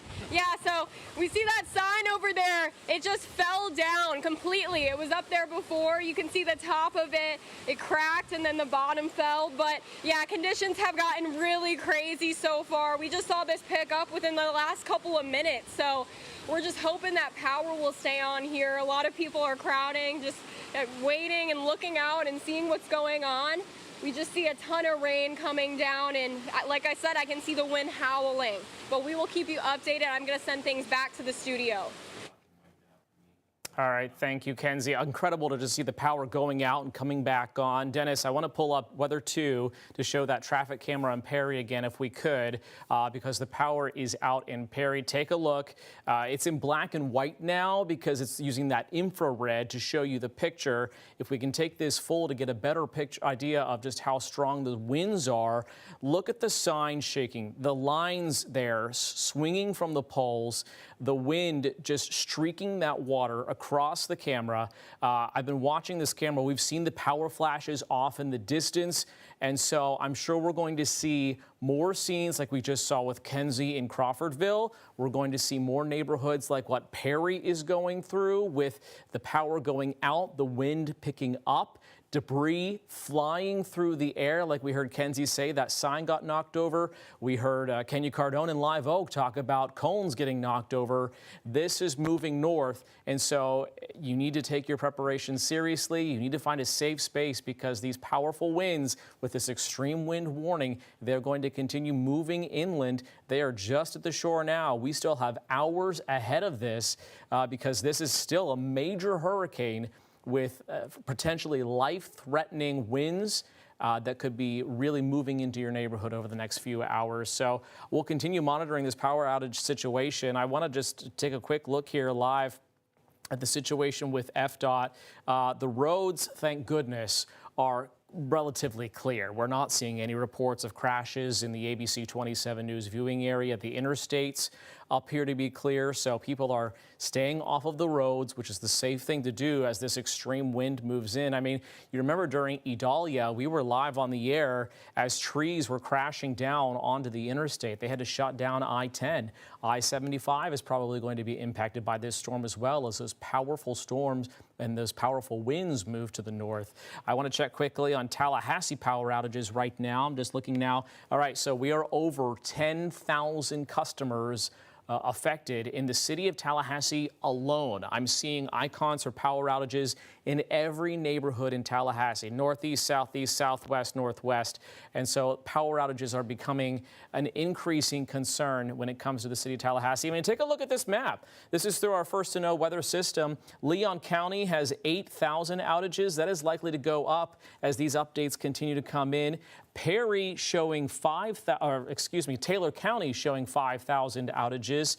Our Maya Sargent is in Perry, where she verified the power is out at her hotel. But then take a look into South Georgia. Lowndes County, you've got 400 outages at this hour. Decatur County, Grady County, we're starting to see the counties there light up with outages as well. But you can see where the strongest winds and those powerful bands are moving in with the yellow counties and the green counties. We expect to see those numbers increase. We saw them go up with Debbie. We saw them go up with Idalia. This storm stronger than both of those storms as it moves in. So we do expect a lot of damage to the power grid as those trees come crashing down. And just a reminder, I've said it multiple times already, I can't say it enough. If you have a portable generator that uses gas to power it, make sure that it is outside of your home when you fire it up to go through these power outages. You don't want it in your garage. You don't want it next to a window. It needs to be 20, 30 feet away from any opening so those fumes that could be deadly don't get into your home. So please be careful if you are using a generator. Of Hurricane Helene as it moves north, this dangerous storm putting our neighborhoods at risk now. Cass, where's the worst of the wind right now? I was checking some of the real-time observations coming in from Madison County. Recent wind gusts from a WeatherStem network there, 59 miles per hour.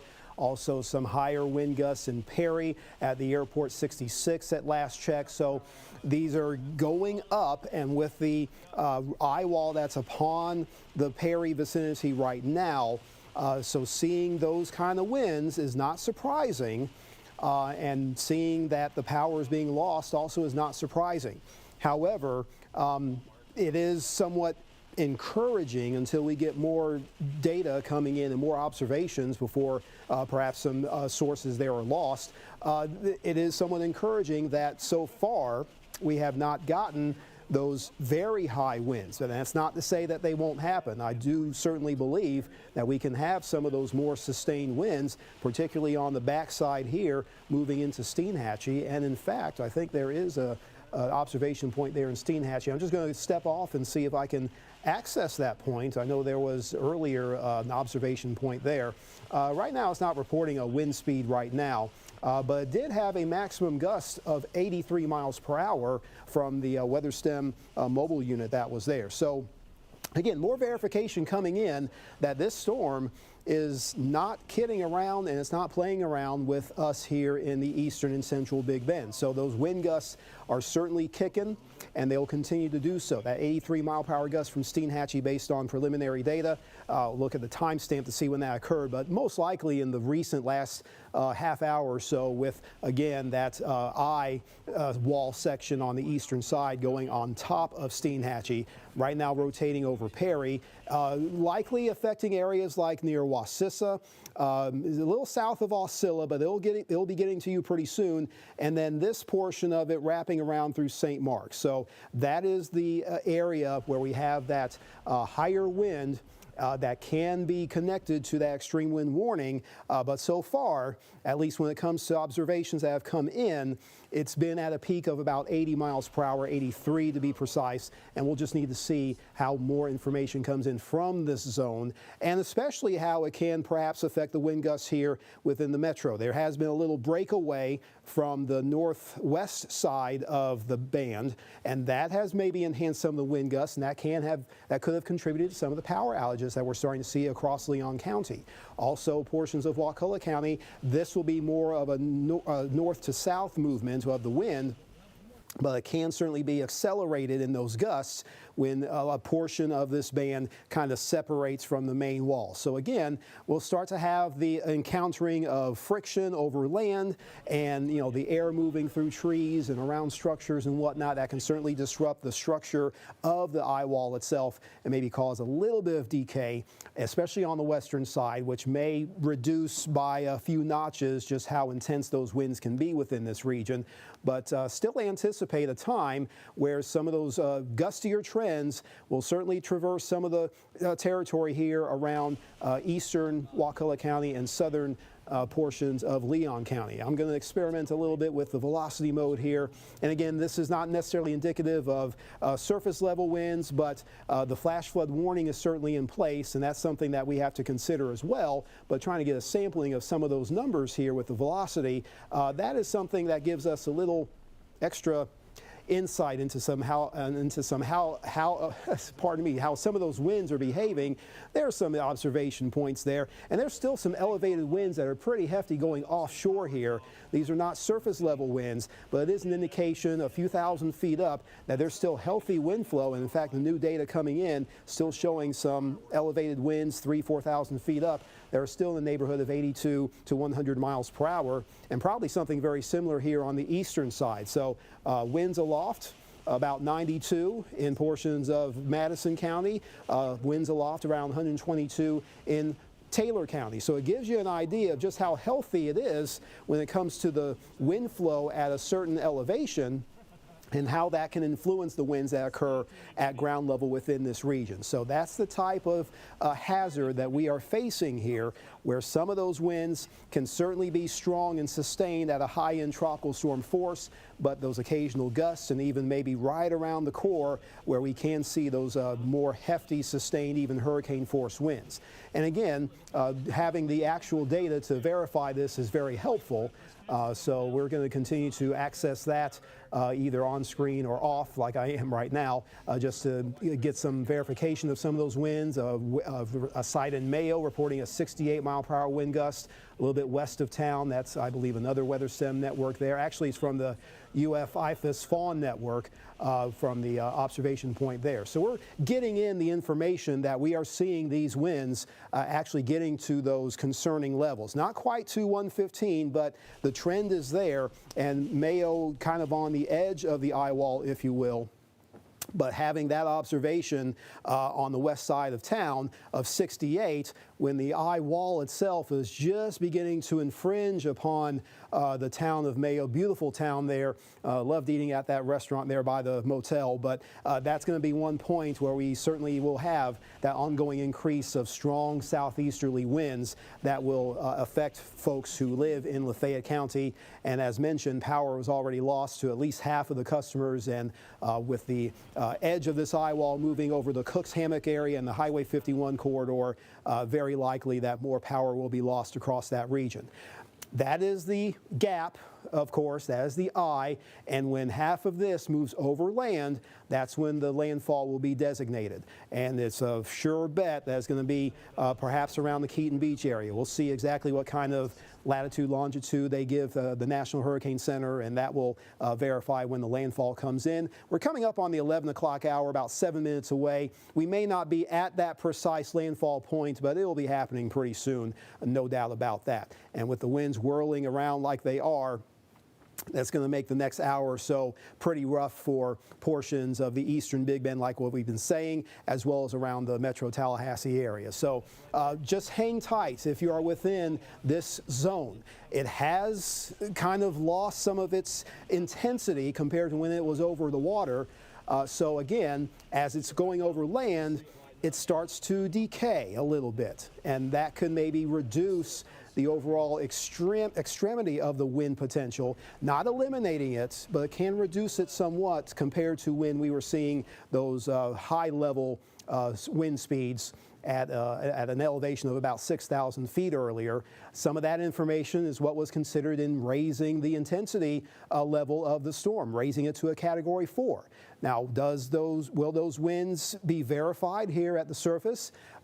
We'll have to see what kind of observations we get from here on out. But again, 68, 83, we're definitely getting in that high-end range, and hurricane force gusts have been reported already. So that's certainly a good indication that this storm is definitely packing the punch it's expected to, but we'll definitely see if any kind of observations around 120, 140 actually come to pass. But just be aware that as it moves inland, we will have those strong north winds around the capital city. We'll have strong south and southeast winds here in the eastern side of the Big Bend. And as we see this activity moving beyond the state line into South Georgia, a zone I'd say from maybe Cairo, Thomasville, arcing over to about Statenville, those will be some of the areas that will encounter inland gusty winds.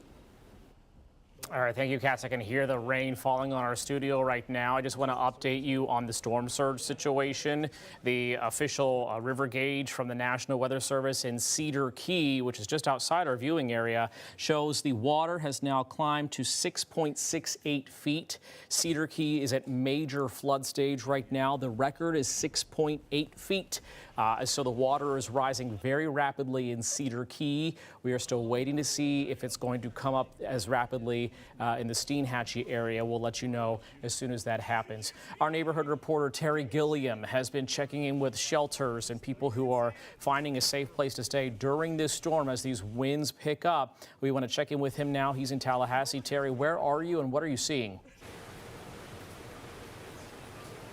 Yeah, Channing, I'm still standing right outside at Lincoln High School, one of the 7 shelters in Leon County. You're probably wondering what's going on behind me. EMS was here tending to a woman inside the shelter, but she seems to be fine. I couldn't get any more information about that because it's not storm related or anything like that. But I can tell you there is about 221 people inside the shelter, and also combined inside the gymnasium as well, because they overflowed in the cafeteria area.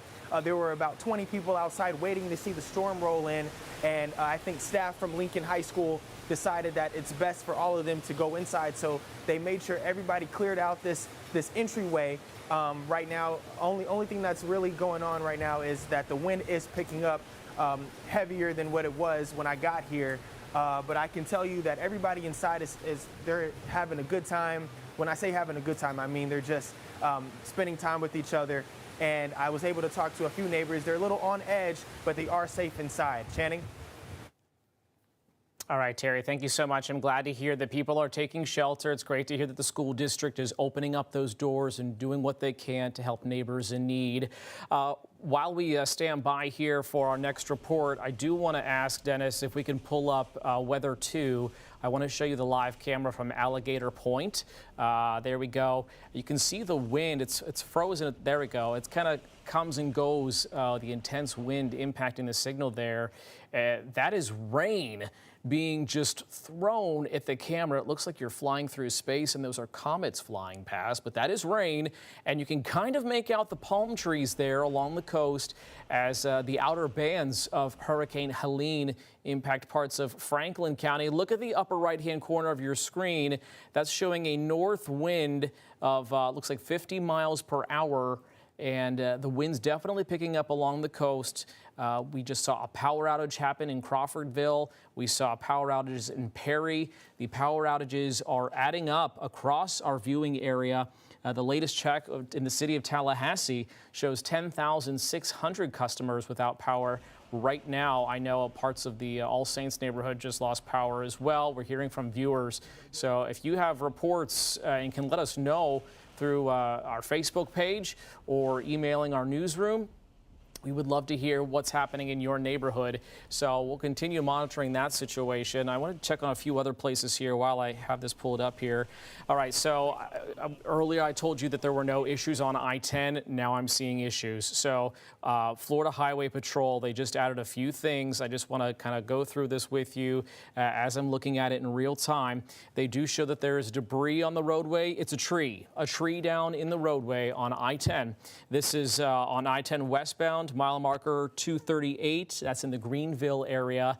And they also talk about debris, a tree blocking the right lane and the ramp to the rest area in the Monticello area. So trees are coming down on I-10, as we said that they might happen as this extreme weather moves north. You are looking live in that other box there on the right-hand corner of your screen. The wind and the rain in the Live Oak area. Our neighborhood reporter Kenya Cardone is in the First to Know live drive, checking out the conditions. Dennis, if we can hear from Kenya what she's seeing, I would love to just get a report from her. Okay, so we can't actually hear from Kenya, but if we can take this live shot full, I'd love to just give folks a better idea of what exactly they're seeing. So we know Kenya was in the Live Oak area. We know that she was traversing Suwannee County. There we go. And you can see what appears to be a piece of a roof that's actually blown off of that building there in the downtown Live Oak area. Look at that extreme wind picking up the leaves and the wind, and that roof is just flapping like a whip in the breeze, or the wind, I should say. There's a limb that's being blown across the roadway. This is incredible to see, this live shot. This is why we say in a hurricane, you need to be inside. You need to be in something that can protect you from the projectiles that can be picked up and thrown around. She is in a vehicle. I hope that...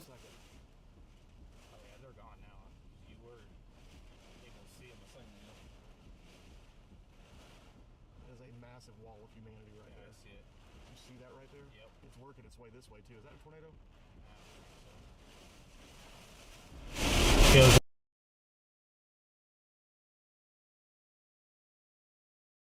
It had a lot more. Is it a tornado? It's just a hurricane. This is easily a tropical depression.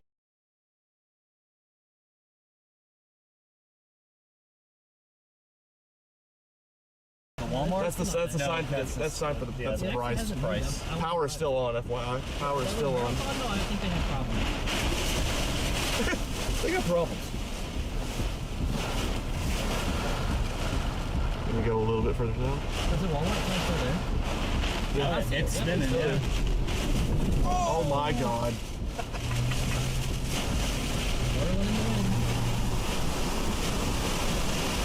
They're doing 360, boys. That is hilarious. That is wild. It has to be on a swivel. I think it is. think it's purposely made like that. I don't know if it's going to work like the wood, dude. Power line. Oh, big gust. Ow, you can hear it. Yeah. Let's take it easy right here. I would stop right here. Okay. Huh? You what? Felt the glass flex. Yeah.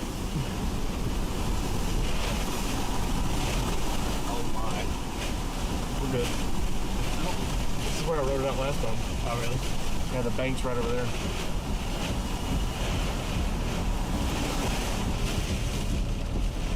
Holy cow. Man, I can see why people get addicted to this. This is it. So close to Iowa. Yep. We nailed. Are we getting in it? I got 1056 radar. Here you go. That's what it looks like. You got it? Nope. Here's what it looks like right now. I don't think there's going to be a ton of damage. I think there's going to be trees down. I haven't really heard of anything. I don't think there's going to be a lot of damage. Because it's not, the thing about hurricanes is the damage is because it's over so long. It's a duration. It's just having it so quick. I wonder, that's going to be interesting to see. There'll be trees. I think there'll be 100%. damage, yeah. It's just maybe not as... I think we're the only storm chasers that aren't in the Windy parking lot. Except for this guy over here, yeah. Yep. That's good right here. Nobody's coming. Blind that guy, though. Yeah, I just don't want to lose glass, side glass. The windshield can handle it.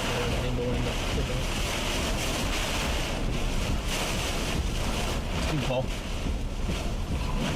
This is why I go look at this right here. Big guys, look at this right here.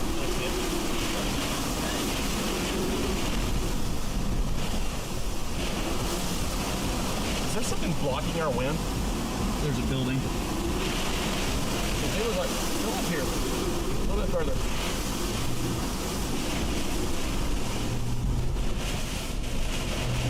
I want to see if this is any stronger because there was something blocking our wind right there. There was a giant, like, chopping mall. Yeah, continue to turn it. Right here. There's the whistle. You good? Mm-hmm. Category 4 gust. Huh? We are a little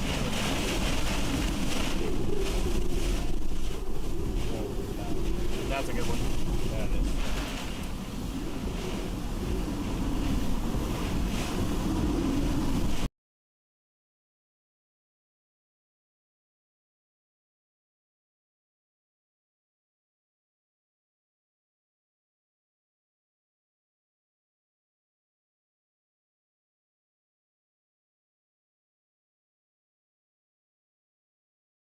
Highway Patrol again, so now they're reporting a crash on I-10 westbound. This is at mile marker 216 near Monticello. Fortunately, no lanes are blocked, but I mean, at this hour, it's after 11 o'clock at night, and really, we don't want to see anybody out on the roads. That's really the only crash that I'm seeing in our viewing area. We have a few flooded roads to report.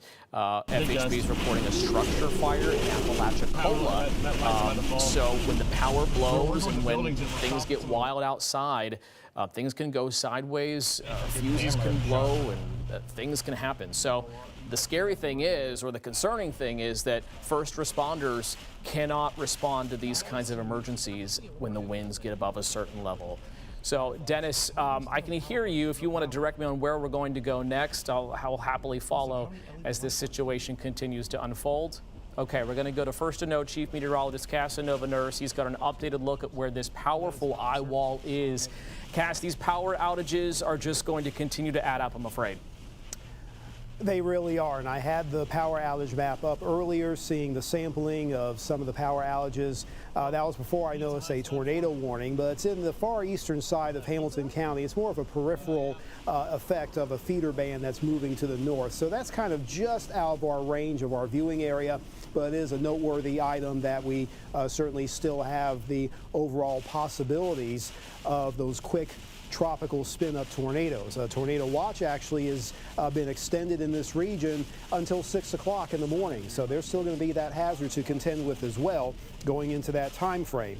And quite honestly, you know, I live here. I live here in Tallahassee. I'm concerned about my home, trying to check some of the security cameras. It is nice to see that there's still power at my house and things are still intact. So hopefully you are in a similar situation where you have, despite what's going on across our area, you have at least some of those necessities that are still at your fingertips and you can still access. But I do suspect as some of those winds start picking up, there's going to be at least a few more of those areas encountering power outages.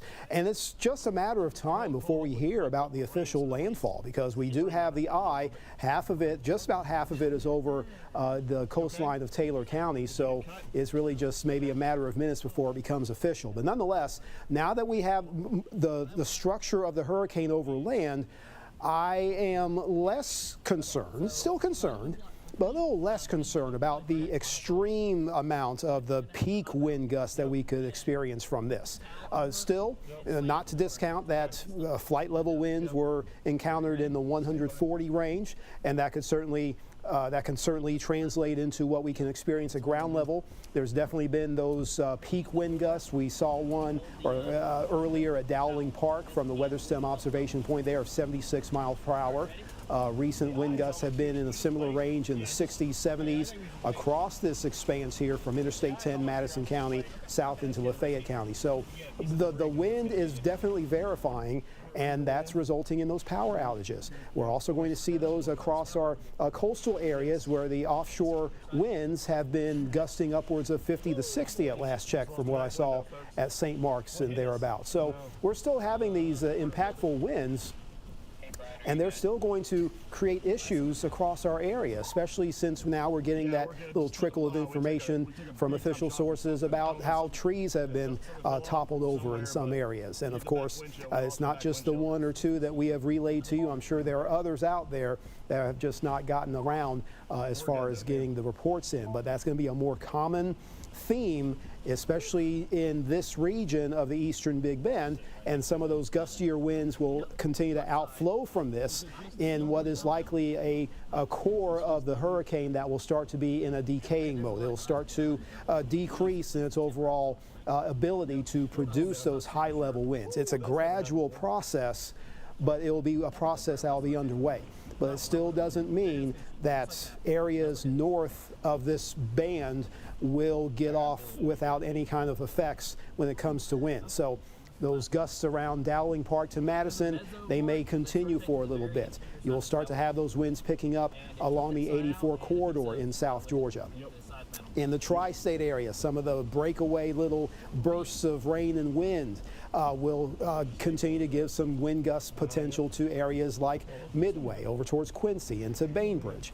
That's where we certainly have at least those lower end chances for impactful winds that can certainly have an effect on power, on trees, and especially in areas where we have had that saturated ground. It may not take much, especially if you're considering steady winds, 40, 50, maybe 60 miles per hour, and then you get a quick gust. That can certainly have an effect on weakened root structures in trees, or if they're just on saturated ground. So that can certainly worsen the possibilities or increase the possibilities of having those effects in these types of winds. So definitely keep that in mind as you're going through the night in areas near and north of this boundary, where we will still have this broadening effect of the overall eye wall structure, not meaning that the whole thing is going to be continuing to strengthen. It's not, but the expanse of it, the broad nature of it, will start to stretch out, and that will carry those gustier winds north of the state line. So be aware of that for the next couple of hours here within the 221 corridor over towards 84, as well as along the route of Highway 129.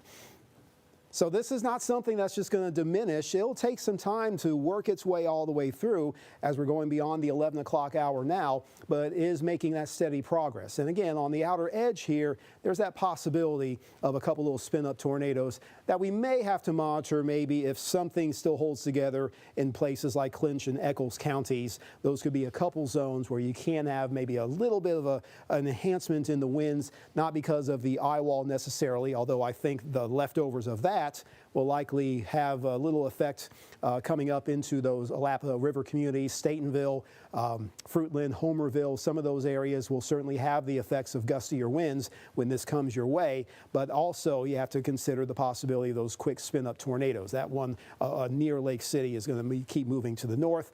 Not going to have that concern for spin-up tornadoes on the western side here. It's not a common effect in a landfalling hurricane situation, but still keep in mind that for another hour or so, even within the Tallahassee metro, you're going to have those occasional bursts of wind gusts and likely getting more power being lost across that area. So as this system continues to move to the northeast at about 24 miles per hour, it'll still cause quite a bit of rain activity, and that's something that can't be disregarded either. Flash flood warning is in effect for a broad portion of the central and eastern Big Bend. That's until 3:15. So I'm curious as far as how much rain may have already fallen given what we have right now and what kind of rainfall totals that we may have from this. So taking about the last 6 hours, especially within this region here, without actually looking at the overall rain gauges and seeing some of the wind-blown rain that's occurring in the Live Oak area, where we're not seeing so much in the way of heavy rain, but there's definitely the accumulating rain that's been adding up to a couple of inches already here within that overall eye wall band. So about 2 to 3 inch totals, and that's certainly a possibility that can trigger some local flooding within that area. But there has also been the heavy rain that will start to move into the Live Oak area, which we have seen from our First to Know storm tracker. So we definitely have that combination of gustier winds, high rain rates, high accumulations, and that's making things quite problematic for a lot of folks within our eastern communities and central zones here within the Big Bend. So we'll have to continue to monitor that rain rate, especially in those waterlogged areas. You remember from Debbie, where we had upwards of 15 inches of rain in some cases. This will not be a repeat of that because, again, this is moving pretty swiftly. It's causing a lot of rain, and again, those accumulations to give us about 2 to 3 inches, which may be a little better visibility in this perspective, but there's definitely that zone where the rain is adding up, and that can certainly keep a flood risk in place up until later on in the early morning hours. So keep that in mind. And another reason not to venture out in all this mess because of the multiple hazards that come along with a landfalling hurricane. Not just the wind, although that is a big concern and has been a major concern of a lot of people over the last few days. So far, it seems like we're seeing some reasonable effects from a landfalling hurricane. Riley? Mention as of 11:07 p.m., there is now an extreme wind warning for Lowndes, Thomas, and Brooks County Okay. until 2 a.m. Okay, so the extreme wind warning that was in effect across the eastern side of the Big Bend. There's going to be another one that's going to be in South Georgia until what time again, Riley? Until 2 a.m. So we'll update on the map as far as that extreme wind warning for some South Georgia communities. But now we have Governor DeSantis, who is giving an update on the storm's progress. Moving northeast at 24 mile per hour. Hurricane force winds are extending up to 60 miles from the center of the storm, and tropical storm force winds are extending 300 miles from the center of the storm. I'm joined here, of course, by Kevin Guthrie, the Division of Emergency Management Executive Director, as well as Dave Kerner, Executive Director of the Florida Highway Patrol. We have had a report of a fatality on the roadway. Car driving on I-4 near Ybor City in Tampa was hit when a sign fell onto the highway. So that just shows you that it's very dangerous conditions out there. You need to be right now just hunkering down. Now is not the time to be going out. Not only are we seeing it hit landfall here in northern Florida, you're still seeing surge and water rising in parts of Florida far south from the Big Bend area. So you look at southwest Florida, you look at the Tampa Bay area, you're seeing really significant amounts of surge. There's going to be streets that are flooded and will continue to flood all up and down the west coast of Florida. So it's hazardous conditions right now, and please, do not be going outside until things settle down. We know that travel on the roads can be hazardous, and we typically, unfortunately, will have fatalities in every storm from that. When you are out on the roads in the middle of one of these storms, that is very, very dangerous. So please do not do that. Stay put. Also, if you're sheltering in place, know your surroundings in terms of trees. You are going to see trees that are going to get knocked down. I'm sure some have already been knocked down, but you have these 140-mile-an-hour winds hitting here in North Florida. This is going to extend. I mean, you're going to have hurricane-force winds that are going to extend across a couple counties to the east and west of Taylor County, and that's going to cause trees to fall down. If you are in an area where you have that, please take precautions there. Treat it almost like a tornado as that's going by you for there. We have many major bridges that have been closed throughout today at various points. Most of the major bridges, of course, in places like Tampa Bay have been closed, and they will be open as soon as it's safe to reopen them. We have FDOT, they're standing by. As soon as it's safe, they're going to go in there, do the inspections, and get those bridges open again.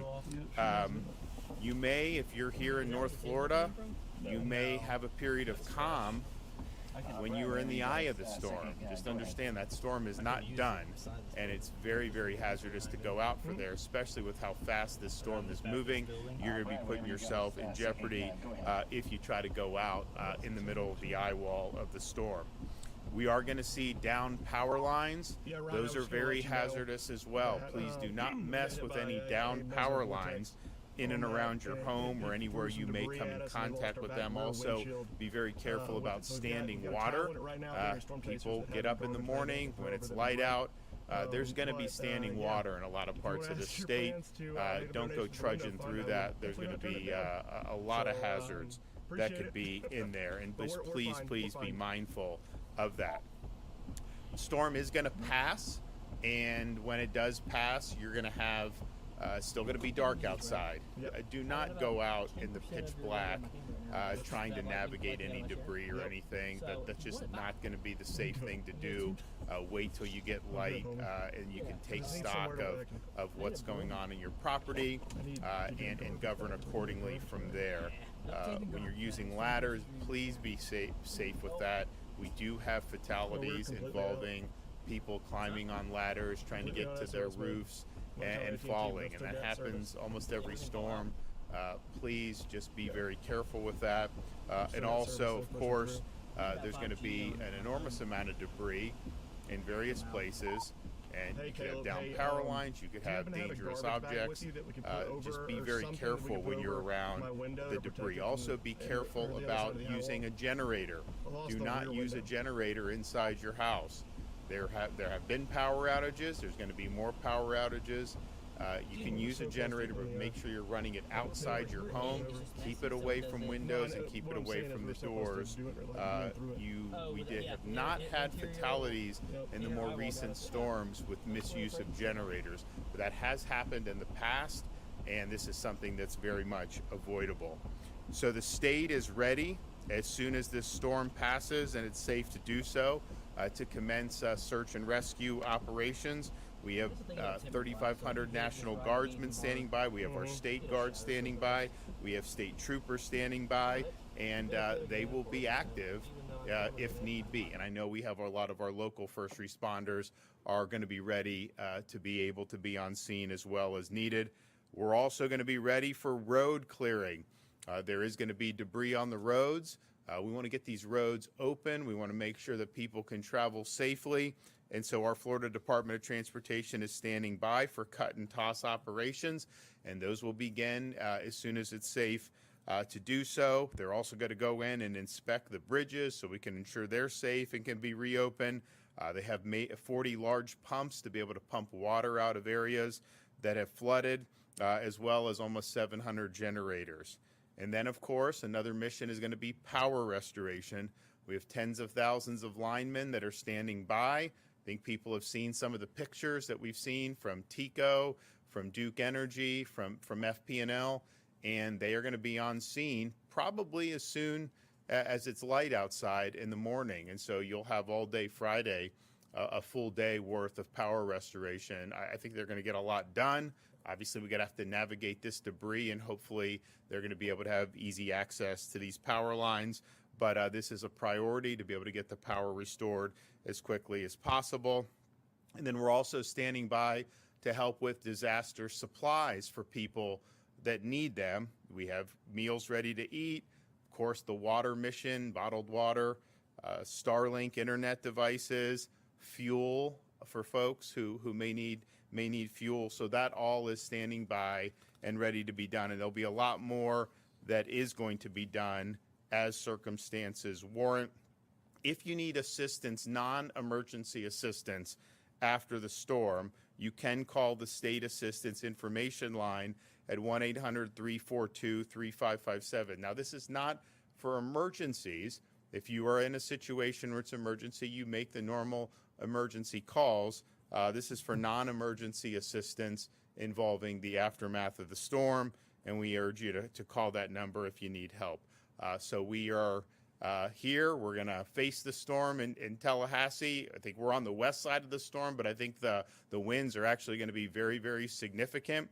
And even though the eye of the storm has entered into Taylor County, you are absolutely going to see major, major gusts in Jefferson County, in Wakulla County, in Leon County. That's going to happen. So we'll be here at the EOC through that process. And then when it's safe to kind of be liberated from here, we're going to be out and about surveying the damage and coordinating the response. With that, I will bring up Kevin Guthrie. Thank you, Governor. Hurricane Helene is, as the governor mentioned, is currently making landfall in the Big Bend area of Florida. Please shelter in place, as the governor has said. Stay indoors. Again, I like his analogy of treat this like a tornado right now. Again, those individuals along Deckle Beach, maybe even as close to Steinhatchee, you're probably seeing very, very clear skies right now. That's because you're in the eye of the hurricane. If you can hear us and you have power, please do not go outside. That eye wall is going to close on the back side momentarily, probably within the next 15 to 30 minutes as it continues to make landfall. So please stay indoors. Roads are dangerous due to the flooding, debris, potential downlines. Do not risk it.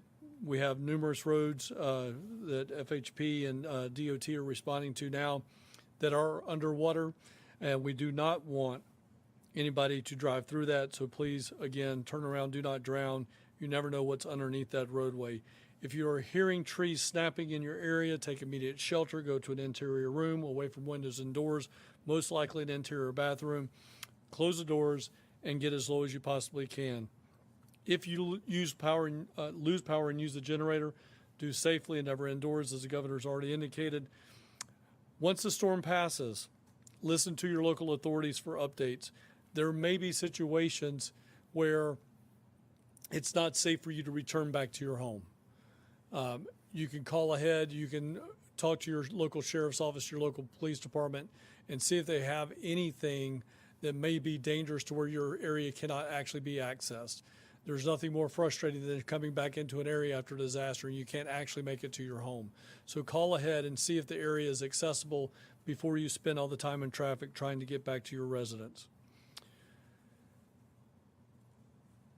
Do not attempt to clean up hazardous debris or down power lines. Make sure you report the damage to local authorities. If you have damage, make sure you're calling your local emergency management agency or local 911 center. Please do not mess with power lines that are wrapped up in trees.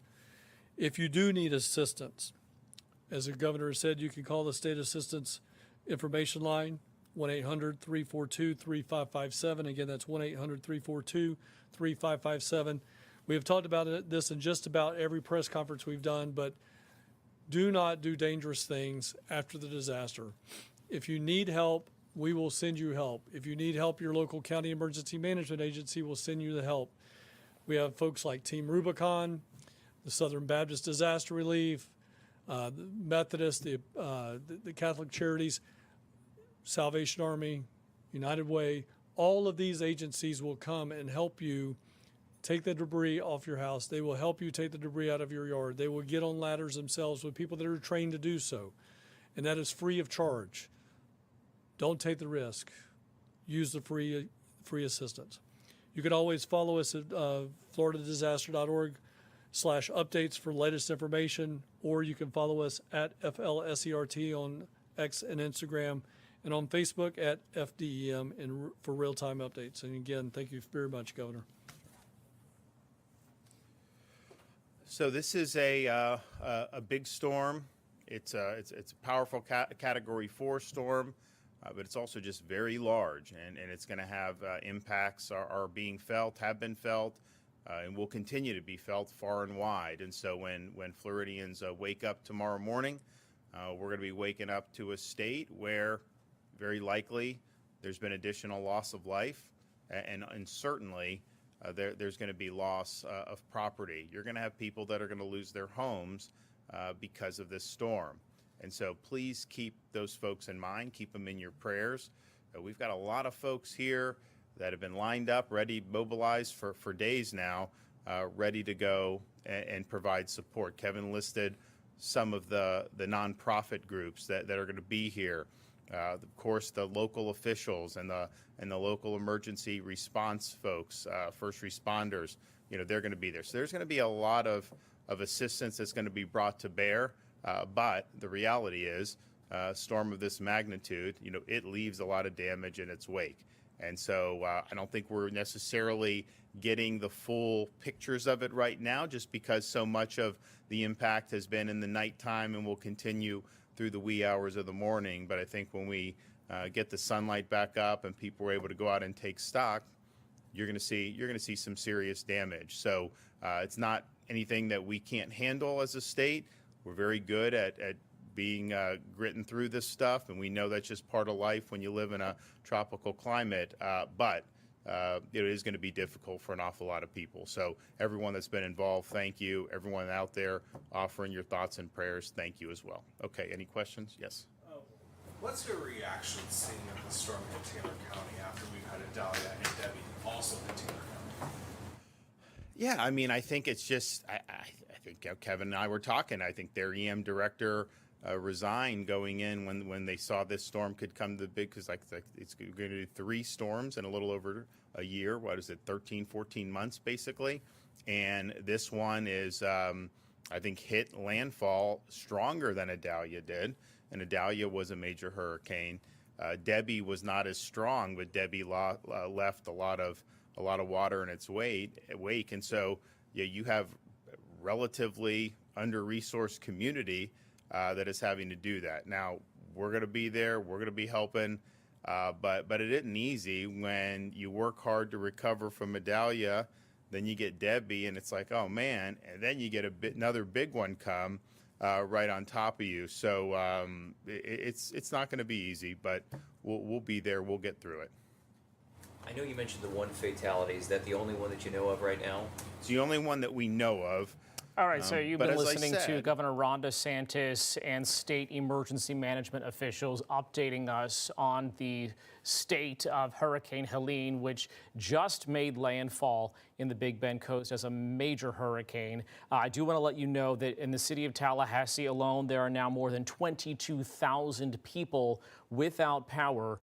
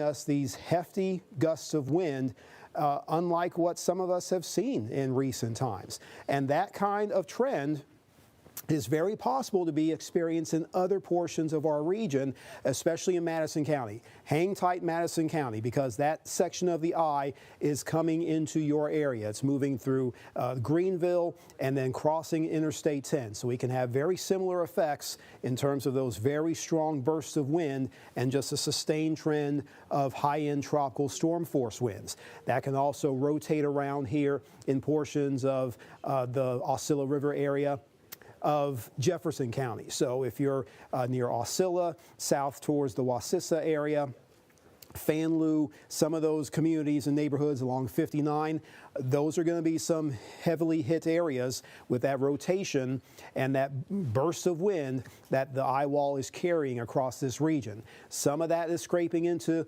sections of easternmost Wakulla County. I haven't seen any hurricane force winds coming out of that region yet from observation points, but there is that possibility still in existence, and we do have to monitor those areas near and east of Highway 319 here in eastern Leon County for any similar wind gusts. The highest I've seen so far is in about the 40 to 50-ish range, I think, at the top of FSU, the National Weather Service building there on the Love Building on campus, about 56-mile-per-hour wind gusts. So that can be certainly common, but we can see maybe some enhanced gusts connected to this band, which is still kind of lingering a bit just right along the Jefferson-Leon County line. So be aware of the possibility, and that's still within the scope of the original extreme wind warning. A new one had been issued for Thomas, Brooks, and Lowndes County. So that is next in line for some of those higher end gusts that can be experienced between midnight or say between now and about 2:30 as that continues to push to the north into southern Georgia. So from Thomasville, the Grady County is not included in that extreme wind warning, but as this stretches out even more, we can see some gusty winds that can move into Grady County. But I think the main focus for those strongest gusts will be concentrated between the Thomasville area and the Valdosta vicinity. I'd even stretch it towards Statenville, although that is not included in the extreme wind warning. Us these hefty gusts of wind, unlike what some of us have seen in recent times. And that kind of trend is very possible to be experienced in other portions of our region, especially in Madison County. Hang tight, Madison County, because that section of the eye is coming into your area. It's moving through Greenville and then crossing Interstate 10. So we can have very similar effects in terms of those very strong bursts of wind and just a sustained trend of high-end tropical storm force winds. That can also rotate around here in portions of the Osceola River area of Jefferson County. So if you're near Osceola, south towards the Wassissa area, Fanlou, some of those communities and neighborhoods along 59, those are going to be some heavily hit areas with that rotation and that burst of wind that the eye wall is carrying across this region. Some of that is scraping into sections of easternmost Wakulla County. I haven't seen any hurricane force winds coming out of that region yet from observation points, but there is that possibility still in existence, and we do have to monitor those areas near and east of Highway 319 here in eastern Leon County for any similar wind gusts. The highest I've seen so far is in about the 40 to 50-ish range, I think, at the top of FSU, the National Weather Service building there on the Love Building on campus, about 56-mile-per-hour wind gusts. So that can be certainly common, but we can see maybe some enhanced gusts connected to this band, which is still kind of lingering a bit just right along the Jefferson-Leon County line. So be aware of the possibility, and that's still within the scope of the original extreme wind warning. A new one had been issued for Thomas, Brooks, and Lowndes County. So that is next in line for some of those higher end gusts that can be experienced between midnight or say between now and about 2:30 as that continues to push to the north into southern Georgia. So from Thomasville, the Grady County is not included in that extreme wind warning, but as this stretches out even more, we can see some gusty winds that can move into Grady County. But I think the main focus for those strongest gusts will be concentrated between the Thomasville area and the Valdosta vicinity.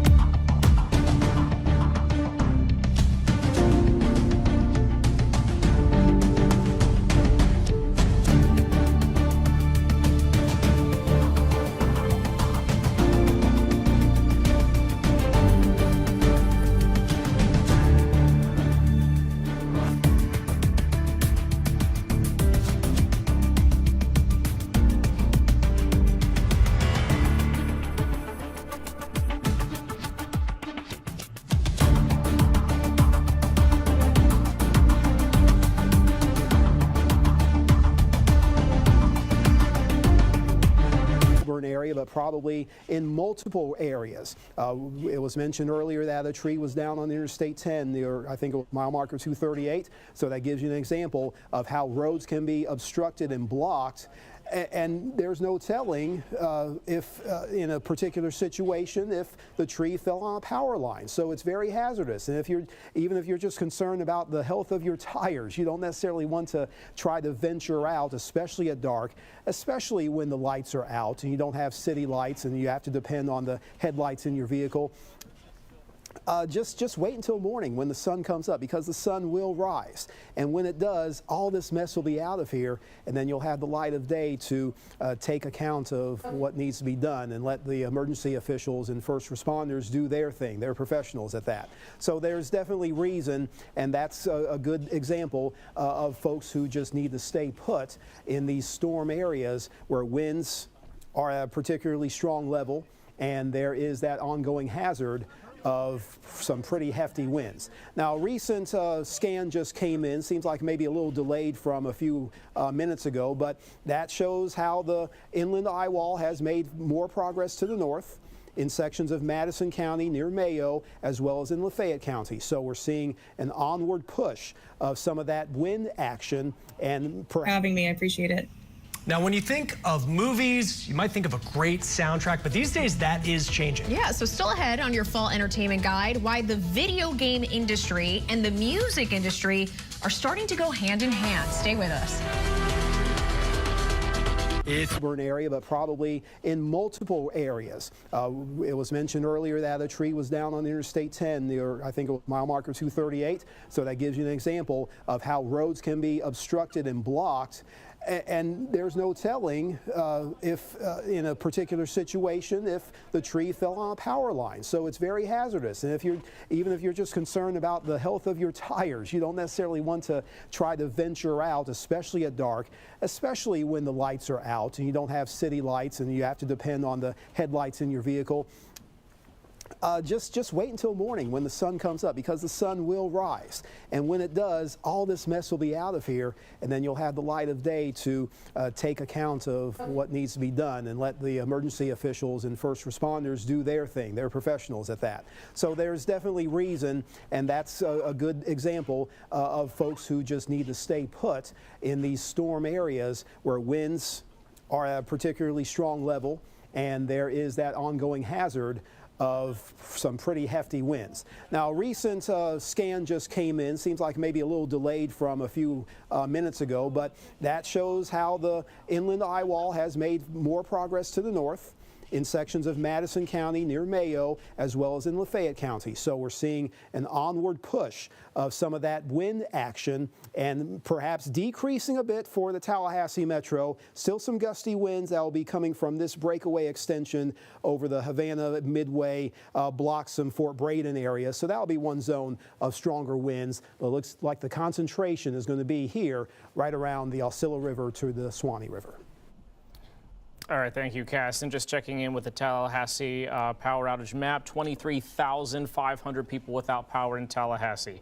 I believe we're going to check in with Kenzie Krieger in Crawfordville now. Kenya Cardone. She is in the Live Oak area, Suwannee County. This is a live look at the First to Know weather tracker, and they are driving around looking for damage. It looks like they have found some. Can we hear from Kenya now?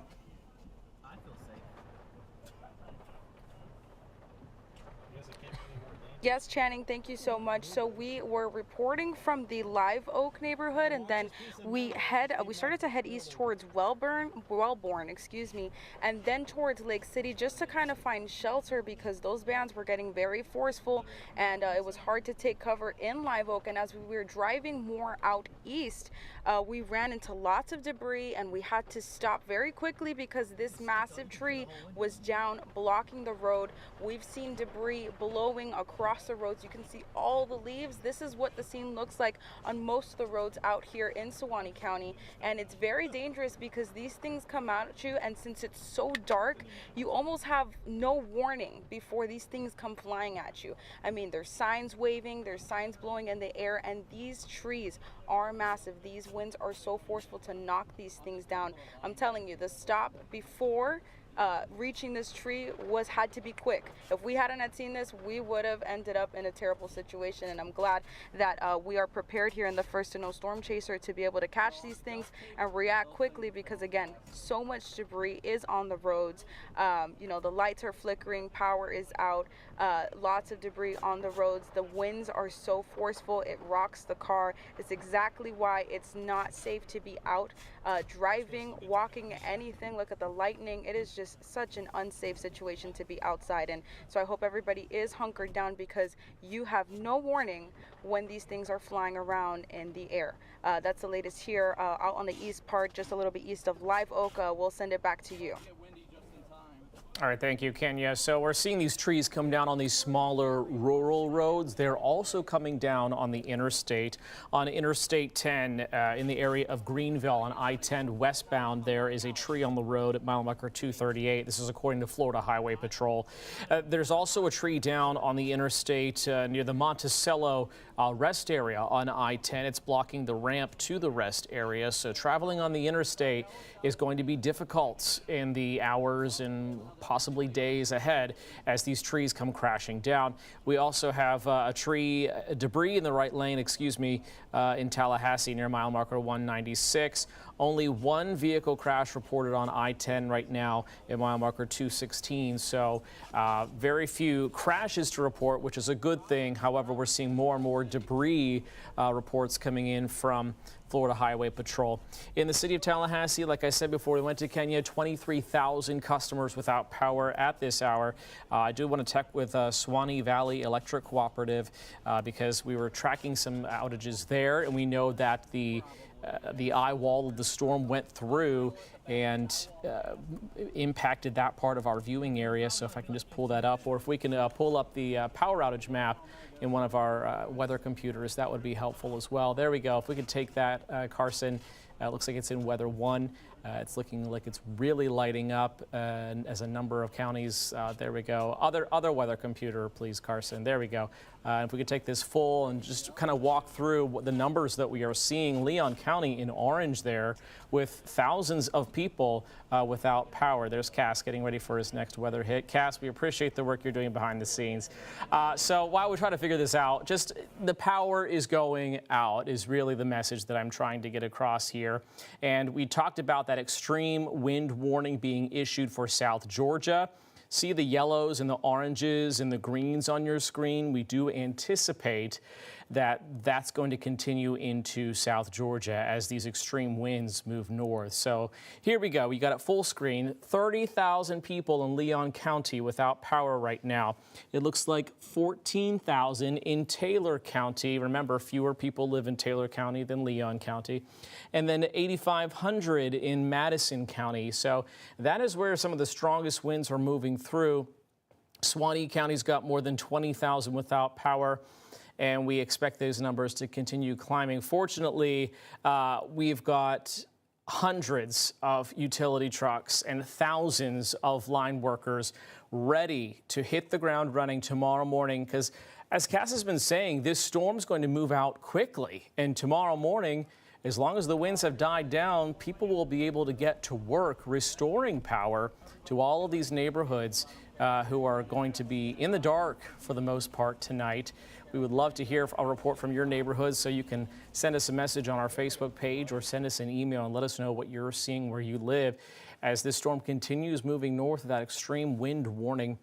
Just circling back, I've seen some videos. Here's a new crash actually that was just reported on I-10. It just came in, mile marker 245 near Greenville. This is a crash where part of the roadway is blocked on I-10 eastbound. So people are still on the interstates and getting into trouble as these extreme winds continue moving through. As Kenya was saying, if you're going quickly and you can only see so far ahead with your headlights, if a tree's in front of you, you could very well run into it. And that would be a very dangerous situation.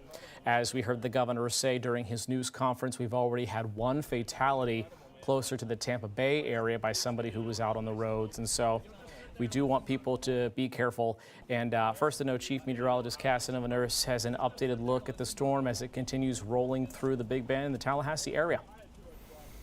That's right. I'll take a tour of some WeatherSim cameras. Of course, you can't really see much from Dowling Park, but it's still online. The WeatherSim observation point there having a gust of 75 miles per hour recently, and that's again along the Lafayette-Suwannee County line. So we are getting more of those reports from various observation sites of those hurricane force winds within the Suwannee Valley.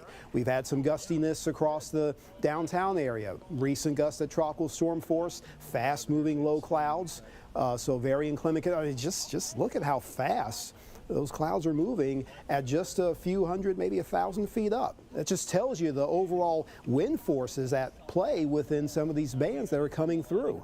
So I'm certain no one's up at the top of the DoubleTree, but that would be some kicking wind making its way across those elevated areas. And you know, that's just not something you want to be playing around in. Over Florida A&M, recent gust at 51 miles per hour. So it's good to see that there's still power connected in many of these neighborhoods, and the cameras are still streaming. I know there's been thousands of customers that have lost power.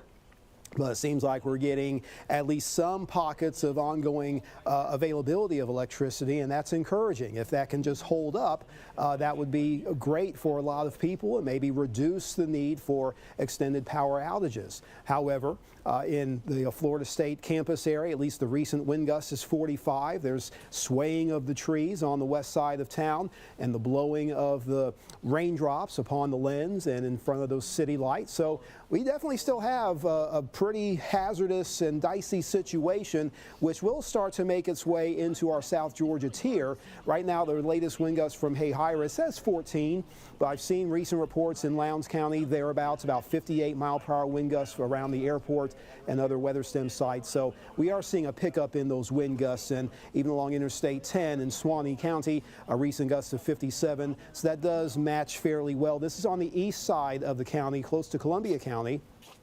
And that report from Kenya in the Storm Chaser, where that down tree was in Wellborn, that's not too far from where mile marker 296 is in the rest area. So there's definitely a lot of wind force extending across a big portion of our region, including over northeast Tallahassee, where the wind gust is recently 50 miles per hour.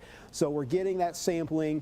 It's helping to make things more legitimate, and even along the coast, a recent gust still in the high-end tropical storm range over Ocklawakanee Bay. And yes, that camera is still running, and the raindrops are still running right across the lens there. So there's big reason and legitimate reason why that extreme wind warning remains in effect until midnight, and then we have a new one which is being mapped out that includes Thomas County as well as Brooks, Lowndes until 2:15, if I'm not mistaken, and also Eccles County. So I mentioned earlier in Statenville, you'll have some of this effect rolling through, and there's been a recent issuance of an extreme wind warning in Eccles County with an expiration of 1:45.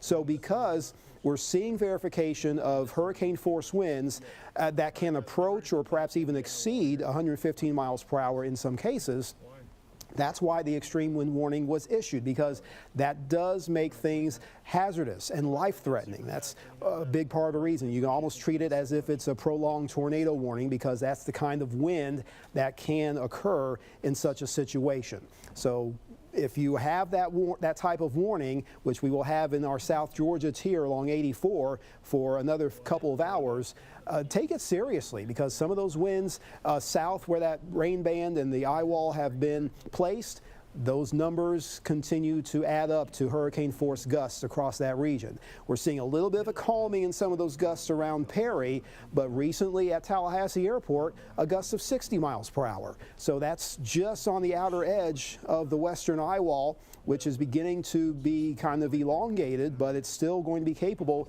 of creating those stronger gusts that will have an effect on trees and power and all those things that we've mentioned numerous times already. So this portion that has been moving through the Lake Talquin area has the possibility of creating some gustier winds. That's outside the extreme wind warning area, but I would suspect that could be part of the reason why we had that recent strong gust within the western side of Tallahassee. So we could certainly have some of those strong winds continuing Quincy over towards Midway. I can kind of hear the winds outside our studio kind of cranking up and getting the effect of that portion of the band that's kind of broken off from the original eye wall. So we still have some significant wind forces at work here in eastern Gadsden County. And then across our eastern areas where the eye is right now over Perry, that's why you may have a calm setup right now for you. Those recent wind gusts have been decreasing, and they're much lower than they were, but they can crank up once again as you go into the next few minutes. In Madison, recent wind gusts have been around 80 miles per hour from WeatherStem and other reporting sites. Those winds will begin to slack off over the next few minutes as the eye goes over Madison County. So, as mentioned earlier, in the night, you will have a period of time in Madison County where it seems like that calmer setup is going to be right over you. And you might think, oh, we're good, the storm is over, but it's not really over, because after a strong bout of east and southeast winds, you'll have a pretty hefty bout of west winds that will start to come in. And it may not be at the same rate of speed that produces more 80-mile-per-hour gusts, but they are going to be pretty hefty. The rain will resume. The winds will kind of blow in an opposite direction for you, just like what's set to occur here along the coast in Taylor County, and kind of disrupting the current calmness that may be in place, relatively speaking, in Perry. You'll have that similar effect around the Madison area. So keep that in mind. However, the eastern side of what's left of the eye wall will still continue to drape itself from Cook's Hammock through Mayo and then over towards the Dowling Park area, where already some of those high wind gusts were occurring in the range of about 80 miles per hour. So we're all seeing the evidence continuing to trickle in through the various resources and information points that this is definitely a storm that is causing a lot of the wind that was feared. We're not quite seeing the levels up to 140, but nonetheless, we're getting the effects of even these low-end Category 1 gusts that have been frequently occurring across this zone, and it's likely going to continue to a certain extent, especially over the next hour or so as we get this band moving north towards Valdosta. One of my friends there said that the power was lost at the place where he's sheltering, and that's going to be more common across Lowndes County and surrounding counties in South Georgia as well. So make sure that you are kind of ready and kind of psyched up for that possibility, even though there are still some areas, especially within Metro Tallahassee, that still have power, and it's not quite as widespread, although we're certainly not done with that potential. There is the ongoing evidence that we'll see that continuing trend of increasing numbers of customers without power, and there's still going to be that opportunity for some very strong gusts of wind that will continue here within the eastern side of our region, in Suwannee County in particular, on top of what's already occurred in some of those gusty wind areas along the Suwannee River itself. Western areas, you definitely still have those gusts of wind to contend with, but it's a little more tame in portions of the tri-state. So not to ignore you definitely have your trends of strong winds and even some lightning-producing storms, and you can have those quick bursts of wind around the Quincy area coming in from the north. This is one of those remnant breakaway areas that had gone through Tallahassee, so there's still going to be at least a trend of strong gusty winds here in the Lake Talquin area and portions of Gadsden County, outside of the extreme wind warning. But there's still going to be some disruption perhaps in your power and maybe your comfort in the evening time frame because of the overall positioning of that little band that stretches through Crawfordville and the Sot-Choppy area and over towards Medard. It's interesting to see the Madison camera on a different view on our Weather 2 computer, where from the EOC site, that's pretty much in line with that eye wall. And if the director can somehow maybe bring in a double box of that WSI2 computer to give you an idea of how it's really blowing around Madison, there you go. This is on Highway 14, a little way southeast of Madison. The camera was really rocking, and you can kind of see some of that motion right now. So that's good evidence of just the wind forces that are at work here at this particular site. There's a lot of resiliency I can see from at least this perspective because the lights are still on, and I hope that continues for Madison. But when you have wind gusts of 70, 80 miles per hour, I haven't checked the wind gauges for this site in particular, but it definitely is close by to where we've had those reports of hurricane force wind gusts in Madison County. And there's a good chance that things will kind of stabilize and settle from this area within the next few minutes as the eye goes over that region. So there can be less shaking in about 5-10 minutes from the Highway 14 area, and that could certainly be something that can give some people some relief, but it may just be temporary. So don't be fooled when the winds die down or calm down, maybe not completely calm, but that is the effect of the eye that will start to go over, which is now making more progress from south to north across Madison County. We can go back to the original weather radar and tell you that the eye is right about there. So I do anticipate around that region south of Madison that we will see maybe less shaking on that camera. I am curious to see what kind of wind gusts may be coming from that specific site. And there are several there in Madison County, a couple of 80 mile per hour gusts, including that one from the EOC site there on Highway 14. So again, more evidence that this is definitely meeting some expectations. It is definitely causing some disruptive conditions across many of our neighborhoods in the eastern Big Bend. And we're not quite done with this because it is still moving to the north and northeast. And it's still moving along, so I'm not anticipating this lasting for hours and hours on end. In fact, that extreme wind warning, we'll see if there's any adjustment to it for the eastern Leon through Madison and Taylor and Lafayette County area. It will be? Okay. Madison, Lafayette, and northeast Taylor County have extended that extreme wind warning until 1:30 a.m. Everywhere else in that Florida area, it will be allowed to expire at midnight. Okay, thank you so much, Riley. So it doesn't surprise me that it has been extended for a portion of that original region until 1:30. So you still have opportunities, unfortunately, to have that kind of caliber of wind to affect these areas. So this will be something that sticks around as the whole area moves to the north. Some of the rotating of the leftovers of the eye will still be capable of creating those enhanced winds. That may be occurring here, especially in this eastern segment. Really anywhere within that region is where we're going to continue to see the higher hazards of some of those higher wind gusts. And I'd be very curious over time to see if any kind of 100 mile per hour wind gusts have been observed, but this is still an unfolding situation, and certainly time and data will tell if we have winds that get to that level. But just keep that in mind, even on the western side of this circulation in portions of the Tallahassee region. It is encouraging, again, to see some of those cameras still up and lights still illuminated, but nonetheless, the hazard has not bypassed the entire Big Bend region quite yet. It'll be perhaps another hour or two before we can see this move out. I don't anticipate it slowing down to where it becomes stationary and becomes a huge rainmaker more than it already is. But this will be working its way through the system of our region over the next couple of hours, and it'll take some time to finally get the things to settle down. But very likely after 2 a.m. we can see much of this beginning to push north of our region, and our conditions will gradually begin to improve once again. But we're about at the height of the wind effects that we're going to see in the broadest expanse of our area. And it is something that we'll just continue to have to contend with until it starts to work its way north and away from our area. All right.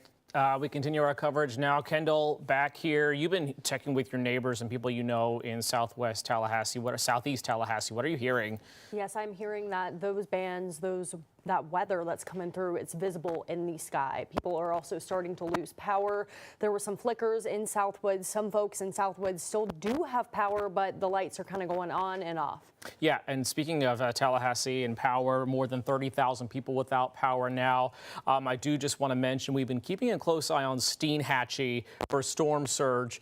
We've got some new video in here I want to bring in. If we have that video, go ahead and bring it in. Do we have the video? Okay, there we go. Remind us of where this is, Director? This is in Midtown Tallahassee, so it looks like trees have come down. That is not a surprise to see, and the power outages just keep adding up. You've seen video from the area. What have you seen in your videos that you've been getting, Kendall? I've seen some clouds moving through. You can see that rain coming down as well as some trees moving around. And like you said, it's no wonder that some trees are starting to come down with those winds moving through, especially in the video that I recently saw from that neighbor that lives in Southwood. Yeah. The winds just moving through, and power's going down. And take a look at this. This is from the All Saints neighborhood. This is right along Railroad Avenue where they're doing all that construction. This was taken quite some time ago. The winds have picked up quite a bit since. The rain puddling there, we know from earlier today, some of the storm drains were actually clogged with debris, so hopefully the flooding isn't too bad there. But Kendall, just like you said, you can see the clouds moving pretty quickly overhead, and I just know from that neighborhood, they have lost power in parts of College Town as well. Right, and we know that we have so many trees here in Tallahassee. It's one of the things that we love, but it also poses some challenges when we have storms like this. Those come down, interfering with power lines, roads, etc. Yeah, and so we've been keeping an eye on Steinhatchee. We have the National Weather Service on their Twitter accounts. We're working to clear these images for you, but they just retweeted a photo from a storm chaser that shows sheds floating in Steinhatchee. The storm chaser estimating at least 8 feet of storm surge in Steinhatchee. Of course, it is dark. It is hard to measure how high the water actually is, but this is what we've been anticipating. We've seen it from places like in Southwest Florida, Tampa Bay, Cedar Key reporting record flooding at this point on their National Weather Service stream gauge. These numbers will have to be verified after the storm moves away, but all indications are that a dangerous, life-threatening flood situation is playing out along the Taylor County coast as we speak. And that's why a lot of folks that are living in Steinhatchee, I spoke with some neighbors that live on the river. They evacuated over to Gainesville, I believe, because they were not looking to mess around with that storm surge, like you said. Yeah, and Steinhatchee, you've been there multiple times. You've been to multiple businesses that had just finished rebuilding, that had just reopened 6 months, 8 months, a year after Idalia. What were some of the people telling you as they were getting ready for this storm? People were definitely on edge. They felt like they made it through Debbie okay, but they were worried that this storm was going to have broader impacts than we saw in Debbie or even Idalia. Okay. People were concerned about that. I know those neighbors that I spoke with were monitoring the weather very closely so they could just get an eye on what the situation was. Again, they told me that they evacuated, but businesses in the area were also taking precaution, boarding up windows, bringing things inside. Roy's Restaurant, which is right on the river, they just finished a complete renovation after their restaurant was destroyed during Idalia. So I'll be very interested and hopeful that Roy's is still standing tomorrow morning. This is a live look from our first to know live storm chaser. This is in downtown Live Oak. Can we take this full, guys? I want to show them just how strong this wind is.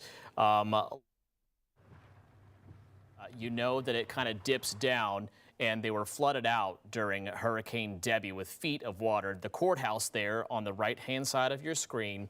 Look at the wind being funneled down Main Street through the buildings. This is some of the strongest wind of the hurricane moving through the downtown area of Live Oak. Kendall, you've been out toward Live Oak and in that part of the region.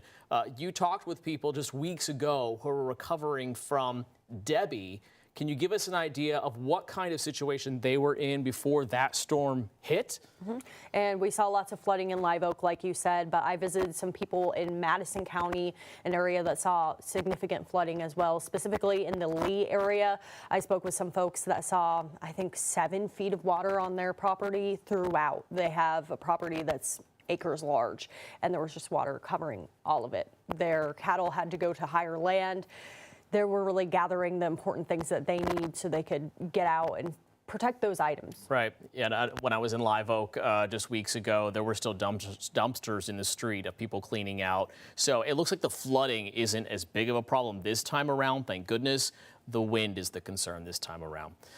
Guys in the back, if you could let us know where we're going to go next. I see Cass moving into place. So as we can hear the wind moving outside the studio, I want to get an idea of just where those strong winds are. Cass, where is the storm right now?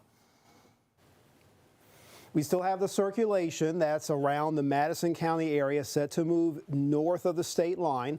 This extends to the south into the Swanee River area, so Mayo to, say, the Dowling Park area, Falmouth region, and over towards Swanee Springs, Jasper, and Jennings. And then a little extension that still runs from around Bainbridge south through Lake Talquin and then into Sopchoppy and then offshore. So we still have quite a bit of a circulation still intact in this region. And that is still going to kind of work its way around, and that will cause a few gusts of wind of its own. I'm going to initiate the overall hand tracker mode here just for a moment and kind of give you a little exploratory tour of what's been going on within this region. And we'll analyze these with our velocity mode just to give you an idea of just how some of those winds are behaving within a few portions of this broad, rotating, counterclockwise mess around our region. Let's zoom in a little bit to the metro area, Leon-Gadsden County. So we still have this heavy band here that's producing quite a bit of rain. Attapulgis over towards Quincy, in between there, Gadsden County High School, and then south, just clipping the Fort Braden area and just outside of the airport vicinity. We'll examine some of the wind behaviors within this, because this is pretty close to the radar site, and it can give us at least some estimation of how those winds are behaving within this region. They don't look to be, at least based on this perspective, all that intense, but still, some wind gusts are certainly capable of reaching about 40 to 50 miles per hour, and I've seen some of those similar measurements from other observation points within this region. Recently at the airport, a wind gust of 60, also had similar wind reports around the FSU campus, so there's still going to be some squally conditions within that band. They may fall below any kind of hurricane intensity, but again, it doesn't take a whole lot of excess wind to create maybe a few more issues with toppling trees or snap trees, or maybe even just some branches that have been kind of loose and swaying and finally just couldn't take any more of that breeze, so it kind of snaps off the tree. So there's definitely going to be quite a bit of that kind of tree debris and yard debris in various neighborhoods just because of the gustier winds that we've had across this area. Steady rain is still continuing around Metro Tallahassee as well. And out of curiosity, just to see how much rain has fallen, we'll put on a 6-hour mode here, and it's starting to add up without actually looking at official rain gauges. There's definitely been a little band here of about 2 to 3 inch rain totals, and perhaps even a little bit more for sections of Wakulla County, where you had, at least on the southeast side, a little initial heavy hit of rain when that eye wall started to come on shore. So the rain totals are beginning to add up. A little lighter within Tallahassee proper, roughly 1 to 2 inches, but we'll still have at least a couple hours worth of at least intermittent rain, and when it does get heavy, you can certainly add to some of those tallies across the Metro Tallahassee area. So the flash flood warning, definitely a precautionary measure. In these deep tropical moisture situations, you can get a lot of rain deposited. We've seen that earlier today in the Apalachicola Forest area, so that can certainly initiate flooding issues that can be pretty significant in any neighborhoods that are encountering that. So keep that in mind, even though you'll still have at least some times of on again, off again, kind of blustery, squally conditions. There's a decent chance that the rain could certainly continue to add up across many areas here within the Tallahassee region and stretching down towards the coast with that ongoing offshore wind. So these are not necessarily going to be winds that are particularly hazardous in terms of water levels for areas like the mouth of the Ocklawakanee or the Wakulla County bays. Those winds will be going offshore. So I don't necessarily see any kind of enhanced water levels for that region anymore since the winds will be offshore. But across our eastern extent into the Suwannee River, this is where we still have that band, where there's still that possibility for occasional hurricane force gusts. And some of those can work their way into southern Georgia, where some of those velocity values based on the Tallahassee radar are still pretty heavily being indicated on that mode, and we'll see those kind of wind effects working towards the Highway 84 corridor. Channing? All right, thank you, Cass. We are getting a first look at the damage in the Perry neighborhood. Maya Sargent is standing by right now. She has been there all night listening to the wind howl. She was there when the power went out. It looks like it's still out. Maya, what are you seeing? Hi, Channing. Yeah, we've been in my hotel room all night waiting for the storm to pass through. We kind of heard it made landfall. I heard some crazy noises outside, a lot of wind, a lot of rain. And then I just stepped outside. I want to show you, we're still seeing that wind. You can see it in that tree behind me. I'm not sure. It's very dark, but it's blowing.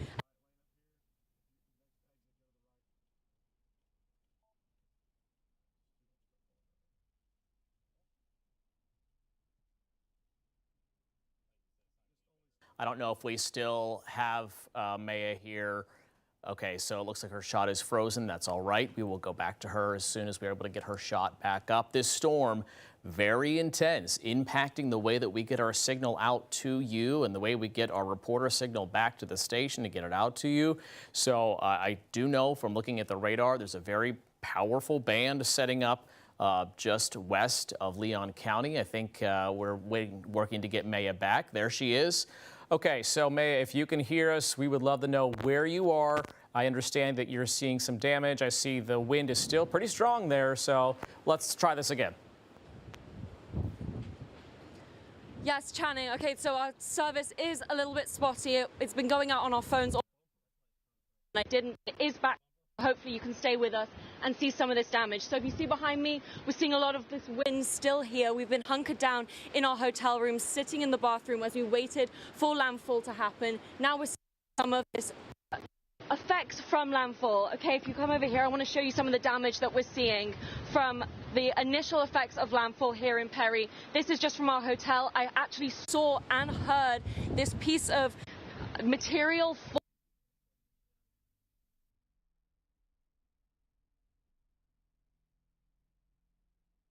All right, so bear with us as we work through these technical difficulties, this storm throwing curveballs left and right. We are going to go back to Maya as soon as we have her, but we do want to check in with Kenya Cardone. She has been assessing the damage in Suwannee County in the Live Oak community. Look at this shot. Take a look at your screen. Can we bring this full, guys? This is incredible to see.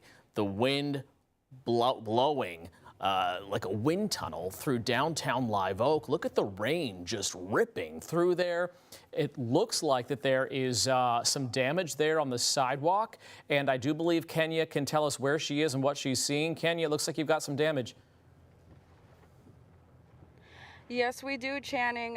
The wind has been whipping and tunneling so hard. If you look to the left side of the screen, what happened was that the wind was blowing so hard that it knocked a sign over and hit a business there, and that caused it to shatter the window. There is glass on the ground there in the corner. And I mean, I don't know if you can really tell, but let me tell you, from inside this First to Know Storm Chaser, that wind is whipping so forcefully. It is shaking the car harder than it has all night. And it caused that that pole to hit that window and shatter it. And then there's debris flying everywhere.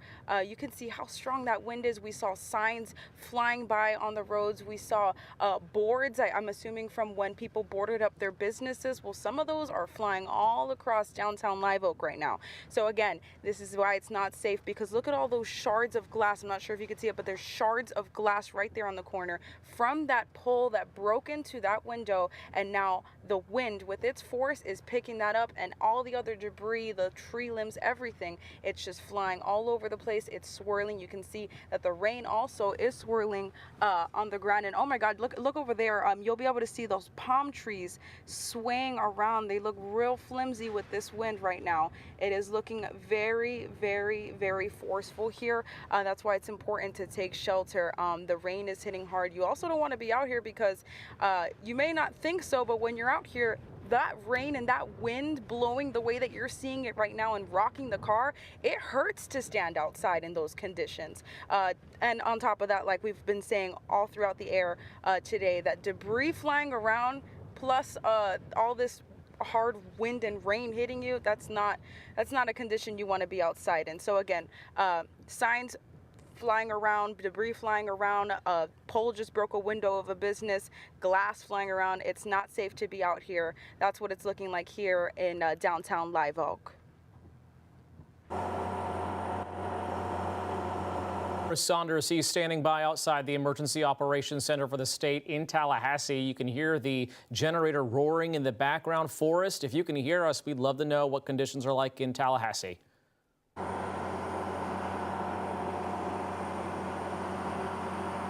And then recap the governor's press conference. Recap the governor, and that's it. All right, so they're working out some logistics there. I'm sure it's very hard to hear with that generator roaring in the background. A lot of generators probably roaring right now when they kick on automatically with these powerful winds moving through. Looking at the radar, you can see the circulation is rotating north, as First to Know Chief Meteorologist Casanova said it would. I do believe we have Forrest now. So Forrest, what's the situation like where you are?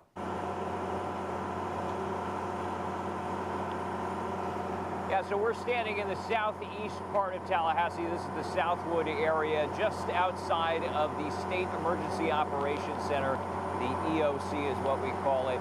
The damage here, well, we really haven't seen much. And I think a lot of people are breathing a sigh of relief. There was concern that Tallahassee was going to get a direct hit, but instead, in my area, what we are seeing is a lot of branches like this. So just minor stuff here.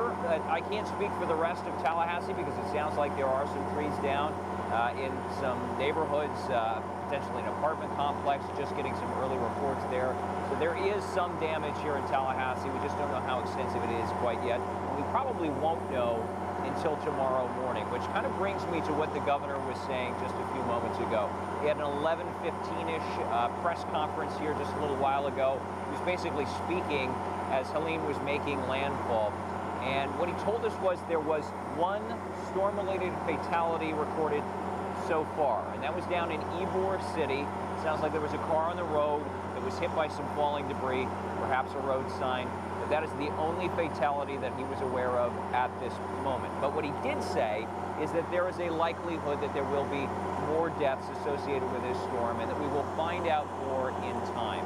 Unfortunately, given the size, the magnitude of this storm, it's just a likelihood. Whether that was the storm surge, whether that was falling debris like trees, or whether it was flash flooding, any number of things could potentially be deadly. So he is saying that they expect that number to go up as they get more reports over the coming hours and into the morning. We'll have to keep on standby to find out what that final total looks like. But again, recapping, for now, just one storm-related fatality that the state is reporting. Obviously, you've got local governments. They may have their own numbers right now, but the state says it is aware of only one storm-related fatality. Beyond that, a lot of concern about infrastructure, right? Roads, bridges, power, all of that kinds of things. You can hear maybe in the background there's the rumbling of a generator. That is the state EOC's massive generator. Smells like a diesel generator, and it is keeping the power on right now. The energy that you're looking at is all sourced from that thing because in this particular part of the Southwood neighborhood, the power is out. But they are doing their best to keep things running. This, again, is the State Emergency Operations Center. They got to have power to do their job, and so that is what is happening. Infrastructure-wise, though, they do not have any reports at this moment of bridges that might be out or major highways that may be clogged.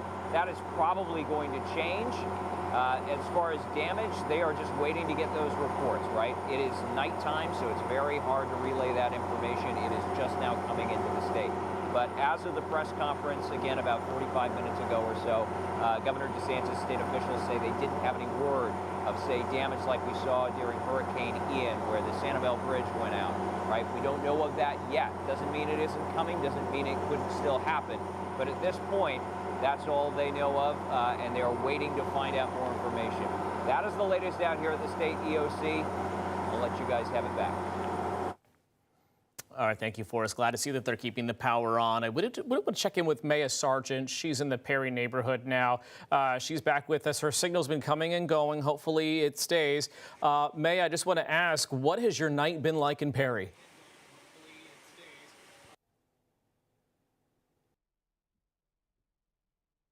In our hotel room, having to move into a bathroom because the winds were really strong. They were really rattling. The window of the hotel I was staying in as we felt Helene making landfall. Actually, just want to show you some initial damage reports we're seeing as well. If you can see behind me, we don't want to move too much because we're worried we're going to lose signal. But you can see this piece of material, I actually saw it come down. It fell from the top of this hotel here and crashed all the way to the bottom. And I imagine this is just a small portion of some of the damage we're going to be seeing across the county. We've also been told there is some tree damage behind the hotel. We're going to go and check that out for you afterwards. But really still seeing a lot of wind. We're seeing debris scattered across the parking lot. And while the rain has subsided, we are still expecting a lot of damage. Power is obviously still out. Channing, back to you in the studio. All right, Maya, so the power is out, we know, in Perry, in much of Taylor County. We do have some breaking news that I want to get to right now. We've been talking about Steinhatchee and the storm surge that was anticipated there. Preliminary numbers from the National Weather Service river gauge on the Steinhatchee River. These will need to be verified after the storm, but as of right now, the record set by Hurricane Idalia's surge in 2023 of 8 feet has been broken. It appears that the Steinhatchee River is now at 9.6 feet. Idalia's surge was 8 feet. So an unprecedented flood appears to be playing out in Steinhatchee as we speak. The devastation there is just going to be unimaginable if these numbers turn out to be accurate. So we'll be following up on that. By the way, the gauge just continues to go like straight up. It's not slowing down. So keep the people of Steinhatchee and coastal Taylor County in your prayers tonight because this is a life-threatening situation. First, the Chief Meteorologist Cass Nurse has a closer look at where the most extreme winds are right now. And Cass, I just want to bring back this storm surge situation. We've been warning people about it. The Sheriff's Office was warning people about it, and now it appears to be playing out exactly as we thought it might. It's sad that it's happened like this, and it's sad that it's been so successive in such a short amount of time, where we have 3 distinct hurricanes having very similar effects in the very same areas. It just happens over and over, and it's just very unfortunate. You know, nature will do what it does.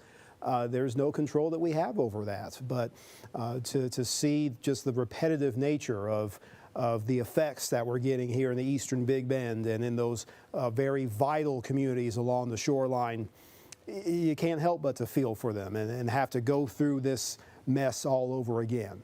And others are going to experience similar effects that are not great. They're very adverse, and perhaps in areas where you would not think you could have hurricane-force wind gusts. But that is certainly a possibility, and it has already played out in areas around the state line. So the extreme wind warning, again, it means that you can have winds or gusts at or above 115 miles per hour. I have not seen that yet from observation points, but there have been numerous ones of 80 mile per hour gusts, 90 mile per hour gusts within this region of the eastern Big Bend. And with that band making a push into South Georgia now, I've seen some wind reports and gusts around Lake Park in the 76 mile per hour range. So that tells you the potential that this band still has to produce those gusts. So within this zone of northern and eastern Taylor, much of Lafayette, western side of Suwannee, western Hamilton, Madison County, and still Jefferson County, that portion of the extreme wind warning now expires at 1:30. This segment here in South Georgia from Thomas to Lowndes County plus Brooks, that's in effect until 2 o'clock, and there's a sliver of Eccles County. So essentially Statenville, Highway 129 to the west of there, that's in effect until 1:45 to account for the positioning of that leftover segment of the eye wall, to account for the ongoing wind trends that have been pretty continuous and frequent within this zone. Recent sustained wind at 52 miles per hour at Perry Foley Airport with a gust of 76. And it's been an hour, going on maybe an hour and a half since we had the eye wall pushing in. And now the backside of it is creating those stronger wind gusts within Perry. Valdosta at the airport there, you're getting a wind gust of 62. And even on this backside, recent report from Tallahassee International, still at the high end of tropical storm force. So those gusts are still very potent, even though landfall happened about an hour ago. There's ongoing trends of that band lifting through Jasper now. So we're getting those strong winds in Hamilton County. We're getting those winds that will continue to wallop areas of the Azalea City and Lowndes County. So make sure that you are within that protective zone where you can certainly have those stronger winds. Again, 115 may be tough to achieve, but 70, 80, even 60, those types of winds do some damage. They knock out power and they make travel very difficult. So it's very crucial that folks who have already seen this, make sure you just hang tight for a little bit. And those who are going to experience this up the I-75 corridor into Lanier County as well, you're not in the extreme wind warning, but that band is coming your way within the next half hour or so.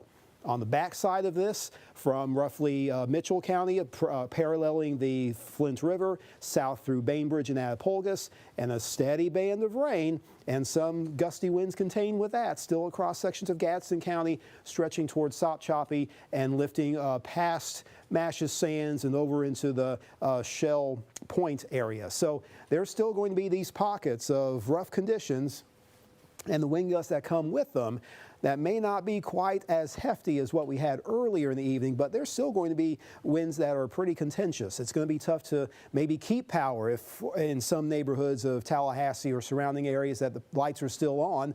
It may be tough to maintain that.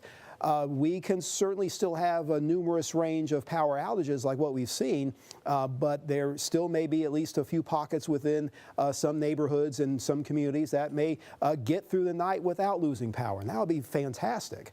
It would be something that the line folks who are here to work on restoration, it may make their job a little easier, and maybe they can put their resources into other places that need it. But there will be areas where we continue to see the power go out just because of the extent of those winds.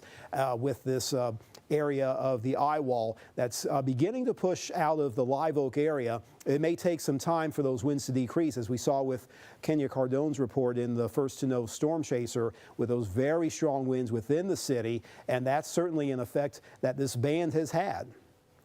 And it's still in place, and it's going to be a while before what's left of it kind of lifts out. And there's still maybe this calmer section here around Dowling Park and Day, and perhaps around the County Road 53 extent there in Madison County. That's where we have some relative calmer conditions. So after a period of time of strong winds and steady gusty winds, there's still that opportunity to maybe get in on a calmer patch. But that calmer center is not making its way to Live Oak quite yet. So on the other side of the screen here, a view from another segment of Suwannee County, where again, there's evidence of a lot of tree debris. There may even be some kind of dangling wires there. Not sure the source of those, but that tells you just how much the wind has affected our communities and our neighborhoods there in Suwannee County in particular. And that activity is still likely to continue thanks to the presence of that band still lifting through and causing times of heavy rain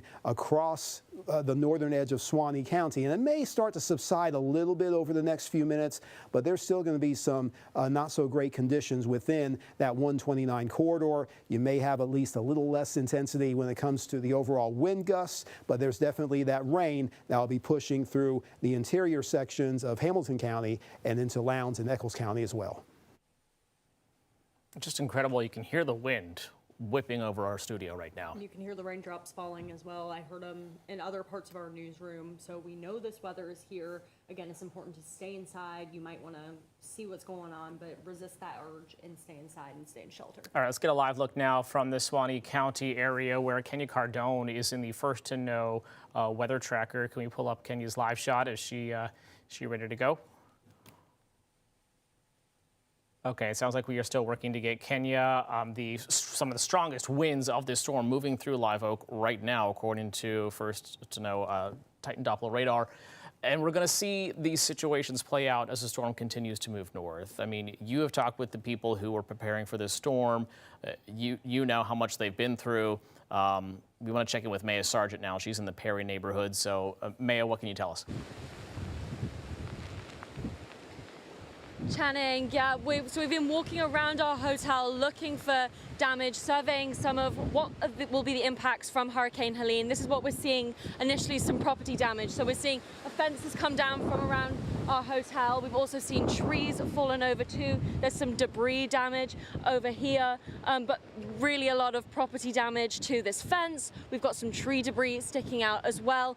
Just trying to find as much of the impacts as we can while staying safe in this area right now. The wind gusts are still incredibly strong.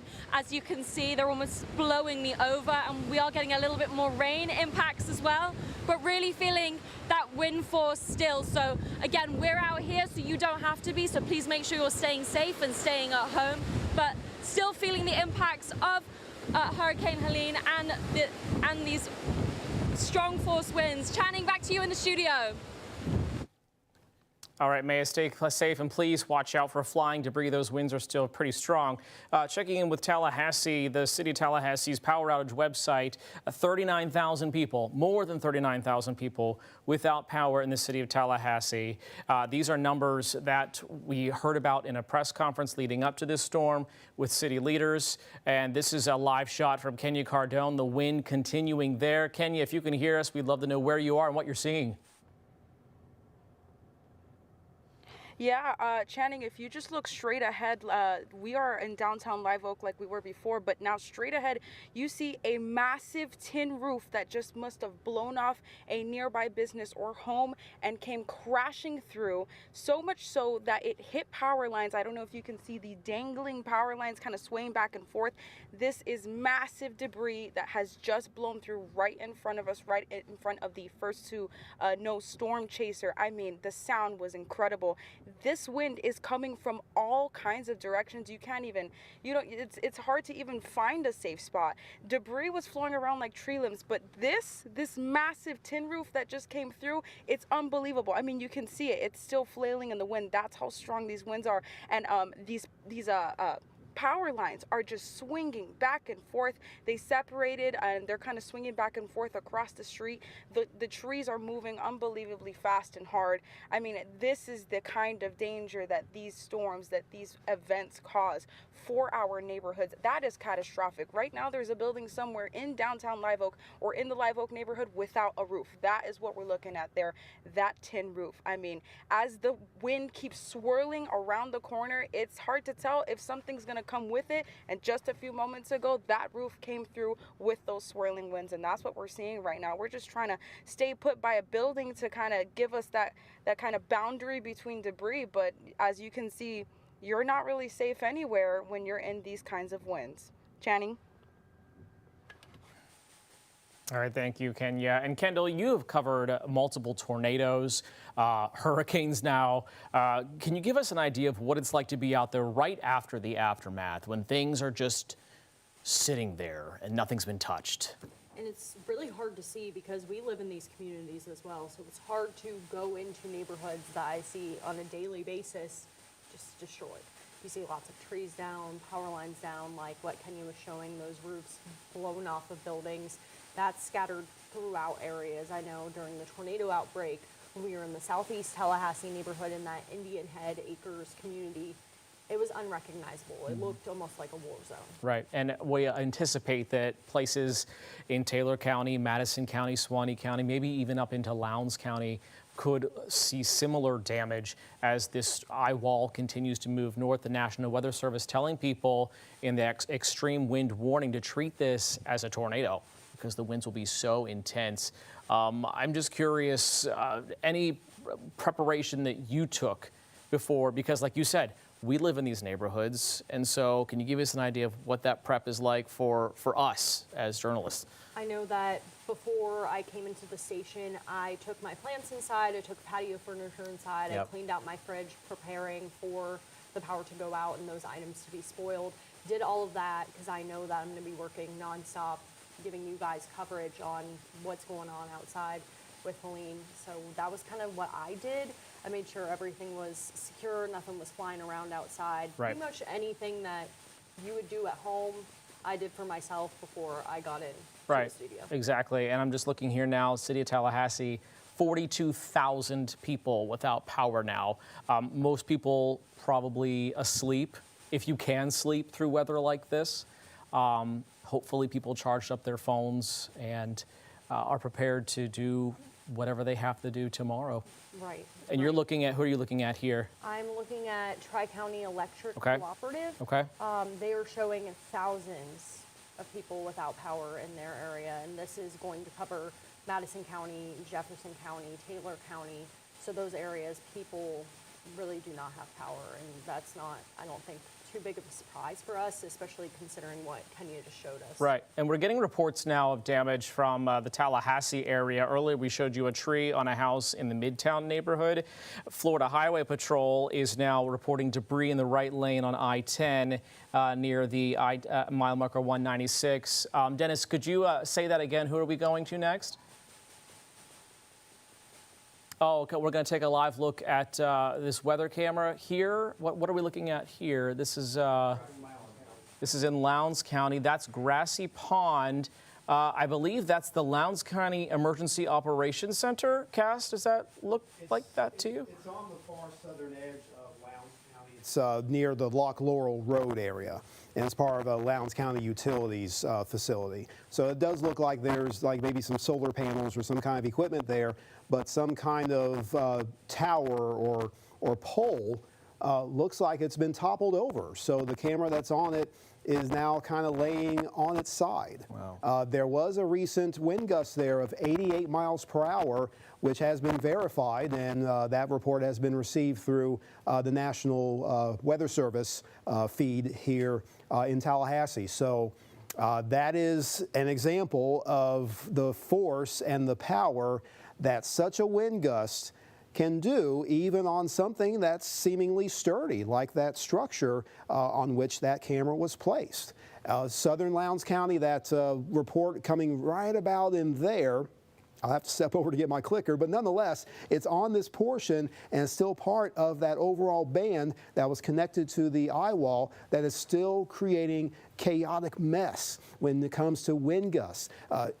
Almost 90 miles per hour in the wind gust department here in southern Lowndes County. So if that's happening there, just imagine what may be occurring in other parts of Lowndes County as well. Could use the Moody Air Force Base radar to show its perspective since it is closer to this region. It may be down based on what I'm seeing here. Yeah, it doesn't look like the Valdosta radar is even operational right now. But nonetheless, the Tallahassee perspective still gives us a clear view of what's been going on within that. And some of the velocity values there have certainly been capable of showing those wind gusts at a high level, which have been earlier affecting the Suwannee Valley, and still that wind is still pretty potent there, but now that stronger wind is also being encountered in southern Georgia. So some of those radar values, at least at a level of maybe about 2,000 to 3,000 feet, there's still some very strong winds contained within that band, at least elevated off the ground around 80 to 90 miles per hour, and that's being measured right around the Thomas Brooks County line. So again, that's the kind of force that's going on aloft, and it doesn't take much to get that kind of similarity with the wind gusts here with what's left of that band. So we're still seeing those effects with the various debris flying around in Suwannee County along that highway. No lights anywhere except for the headlights of the First to Know storm tracker. And still the effects of very strong gusty winds, all that debris on the roadway. Certainly hope they're being very careful as they navigate that, because it is very tough in these conditions where you still have strong winds, where you still have the opportunity for those flying hazards and those projectiles. They're just such a dangerous situation to be put in. And it looks like maybe a viewer image, video that was submitted, not sure where it is, but a flash that may have been from a transformer near Southwood, I'm being told. So on the southeast side of our Tallahassee neighborhood, flash of likely a transformer, and another segment of our neighborhood that's lost power, although some lights are still there, maybe more of a distant sort of effect from those wind gusts that have been easily around 50, 60, even close to 70 miles per hour, even within the city limits of Tallahassee. And there's still going to be some squally conditions for a little while. As again, now that this is over land, we're seeing the overall core kind of expand. It's not strengthening, but it's still capable of causing those winds to really kick. So if you still have power, that's fantastic and wonderful, but don't rely on that to be a continuous thing if we still have this circulation lasting around for another couple hours. And again, this has been kind of moving at a slightly slower pitch than what we've seen earlier. I haven't read the latest position update, but nonetheless, we are seeing this making some gradual progress. And based on some of the overall projections and modeling that we were looking at earlier in the afternoon, it is kind of going according to that schedule, where the northern edge of that eye wall would be moving more into South Georgia between roughly 1 and 2 a.m. So we are seeing that effect, and it's kind of going along that timeline. But the overall progress is going to be continuous. I don't see this stalling or causing ongoing wind in any one location for hours on end. I don't see it being like that, but there is going to be this ongoing northward propagation of this mess, which is now being able to encompass our South Georgia regions in Lowndes County. So if you're watching from perhaps the Lakeland area along Highway 129, there's a decent chance that you're going to have some of these stronger winds coming your way too, Channing. All right, thank you, Cass. We're continuing to monitor situations here. Kendall, what do you have pulled up here? It looks like in the Valdosta, Moultrie, Tifton area, there are about 50,436 customers without power. So there's definitely some weather impacting them. Okay. We want to get to meteorologist Henry Rothberg. He's okay, we're working to get him. He is, I believe, outside as we continue to see these outer bands blowing through Gadsden County, Midway. And we're going to go to now the storm chaser in Perry. Is that right? Okay, let's go ahead and take that shot and see what we've got. J-Jack, and I'm here in Perry, Florida, where we are now starting to get hammered by the eye wall of dangerous major hurricane Helene, ripping through Perry, Florida again.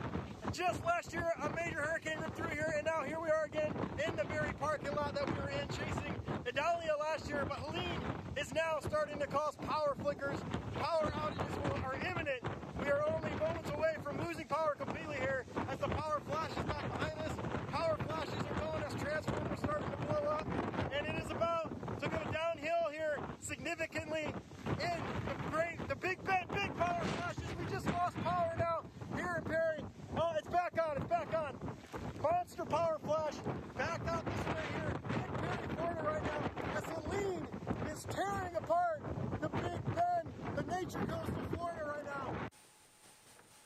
All right, I believe that was a pre-recorded video. I do not believe that is a live shot in Perry, as we saw with Maya Sargent. She is there, and the rain is appearing to kind of wind down there. But you're looking at power outages all across the area. So what are you seeing, Kendall? So this is from TCEC. So that's the company that covers the Taylor County area right now, combined between Jefferson, Madison, all of their coverage area, including Taylor County. There are 20,000.1 customers without power. Right, right. And if we can bring up Weather One, we can show our power outage tracking map here. We can kind of talk underneath that. So look at Leon County.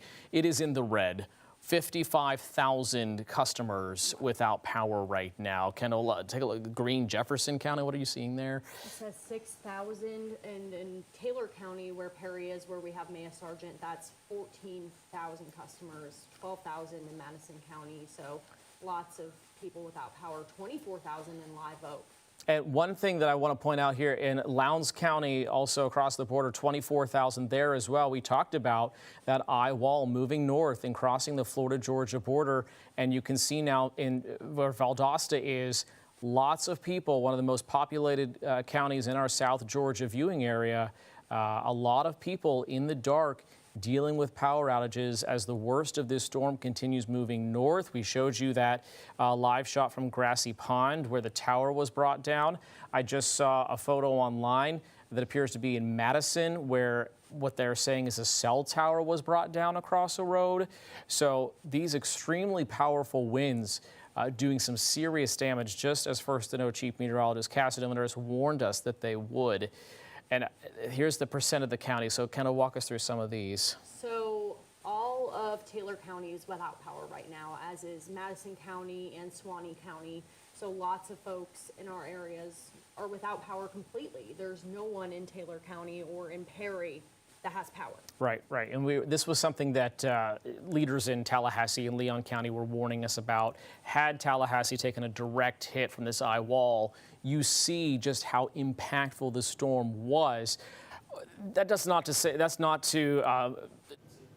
the experience that people are having in Tallahassee and Leon County. Plenty of people still without power. That means no AC. That means no refrigerators. Businesses are going to be impacted. And we already know that Leon County's been through it with the tornadoes and the power outages they caused. Right, and that map was showing us that about 42% of Leon County is without power. So that's a significant number, and that's why we're supposed to prepare, have that food on hand, and have those supplies like light sources, generators, things of that nature, so you can be prepared for the power to be out for a long time, because we don't know when power will be restored. Right. Can we take weather 1 full, please, or weather 2 rather? Excuse me. I want to just show this tower at Grassy Pond again. Just what an incredible sight to see. Those cables that clearly were holding that tower upright have snapped, and now it's just leaning over.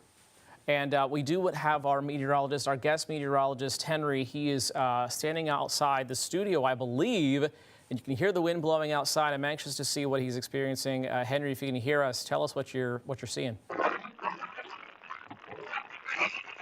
The wind just starting to pick up right now. The wave as well. It's coming now from more of a westerly direction. We've noticed it kind of flipping around quite a bit as this storm continues to work its way inland. Look across the parking lot here. Again, the TV station in the Midway area up here, Gaston.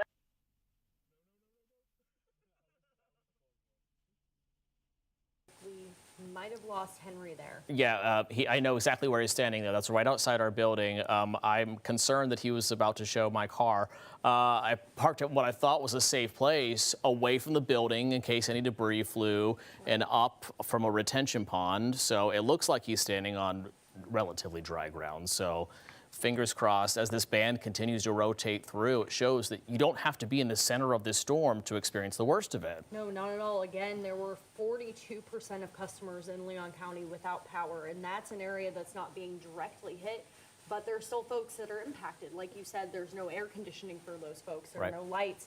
Folks that might have medical needs that need special equipment don't have power to do so. I know during the tornadoes, we saw a senior living facility in southeast Tallahassee that lost power, and that was a big problem for them, with a lot of elderly folks and handicapped folks that relied on technology. Let's pull up some footage of some power lines I hear we have here.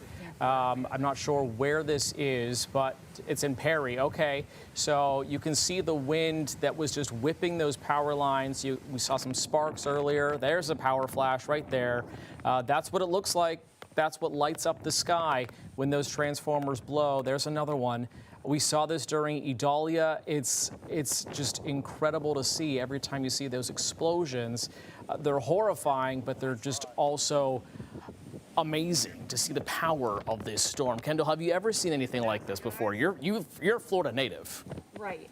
It's something, unfortunately, that I have seen time and time again ever since I was a child. I've been through several storms. I remember being 5 years old when Charlie rolled through Orlando, where I'm from, and I've seen scenes like that play out so many times. And for folks living in Perry, they have as well. Yeah, let's check in with Maya Sargent. She joins us from Perry again with an update on the damage she is finding. Maya, are you being safe, and what are you seeing?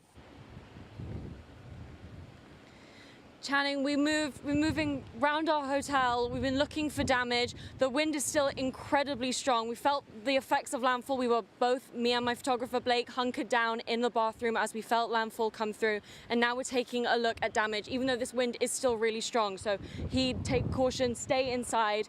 We just want to take you and show you some of the damage that we're seeing walking around. A lot of property damage immediately, some debris damage. If you want to pan up, you can see this is kind of stretches back as well. We've got fallen fences, we've got trees down, we've got power lines down. I heard Channing and Kendall, you talking that the entirety of Taylor County is without power. That's really unsurprising when you look at how pitch black it is around. We've lost all street lights, we've lost all forms of lighting. This wind and rain is still continuing to push in and continuing to get stronger, and you're really having to brace yourself against it. I was here last month for Debbie outside this exact same hotel, and this wind is significantly stronger, having to brace yourself against it. And we're seeing property damage really like this here in other areas of our hotel, and I imagine that's going to stretch across the county as well. We're going to take a look at that throughout the day today, but at the moment, still feeling the impacts of the wind, still feeling the rain as it flies across the parking lot. We're going to see if we can turn around and show you some of that. Just the sheer force of the rain as it continues to fly across the parking lot.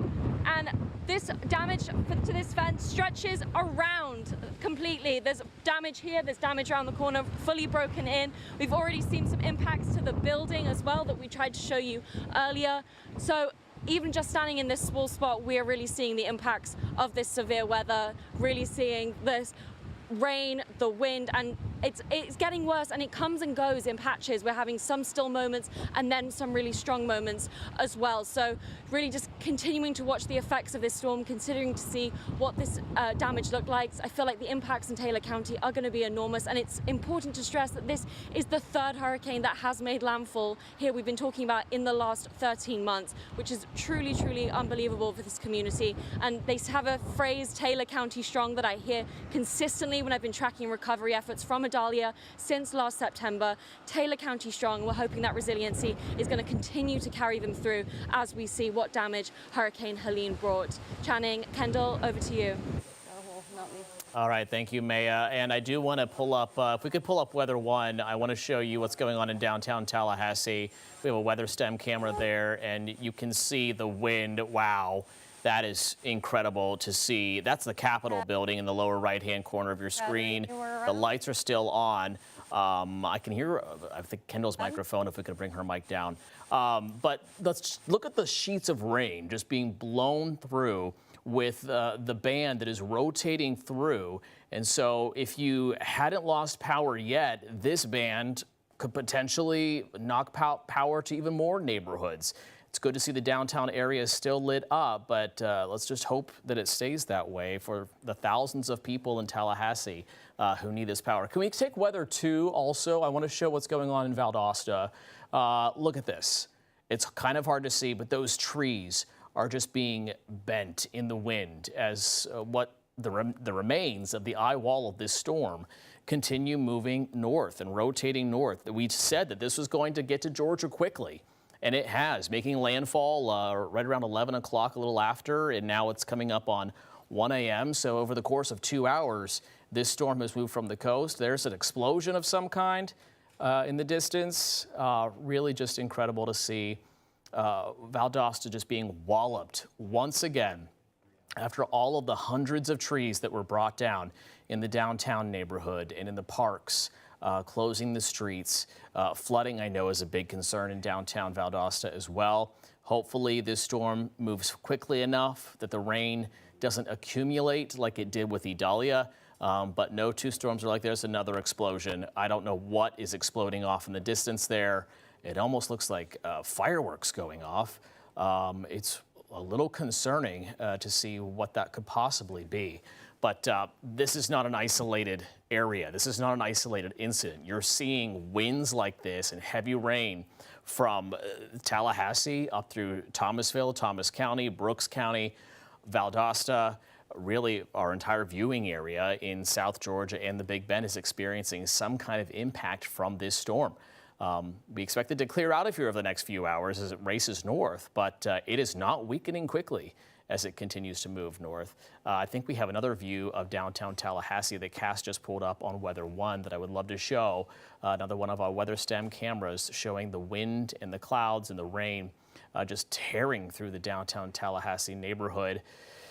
It's hard to imagine that trees won't be knocked down by these winds. It's hard to imagine that there won't be more power outages added to the list. I just want to look at Tallahassee.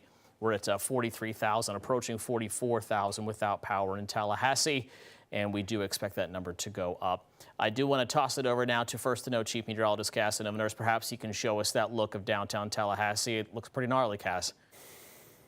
It really does, and the winds are blowing. The gauge says 20. Those are not 20-mile-per-hour gusts. I just checked the overall wind speed and the gusts, and they're still in the range of about 45 to 50. So, yeah, it's definitely still whipping around. There's this one little lingering area of heavy rain and the wind gusts on that western side, which does not have any big rush to get out. So there is definitely still that wind-blown effect that is still pretty hefty in many of our neighborhoods. Few different perspectives here. Recent wind gusts on FAMU of 50 miles per hour, and it's still coming down, but the lights are still on. So we're still looking good in this range. And most areas around College Town have been having those frequent gusts around 45, 50, 55. Right now on the FSU campus looking over Doak Campbell Stadium, similar wind gusts around 50 miles per hour. So yes, it's very unpleasant to be out there. And perhaps if you are in one of those dorms or one of those student housing complexes and you're still able to watch things from a safe distance by the window, then you might want to just keep that perspective there, and hopefully things will continue to be at least manageable. Now, the Dowling Park view, of course, that's usually an elevated view looking over the Suwannee River. It's dark. You're not going to see the river, but I show it because of the wind gauge. Recent report of 81 mile-per-hour wind gust. That is in the Lafayette, Suwannee County area, and that's been a frequent area where we've had those gusts upwards of 70, 80, 85. And we saw this view from the Grassy Pond part of the Lowndes County Utilities in the south part of the county, where wind gusts have been upwards of 83. So yes, these are mangled perspectives. They're not what we usually show when we have these cameras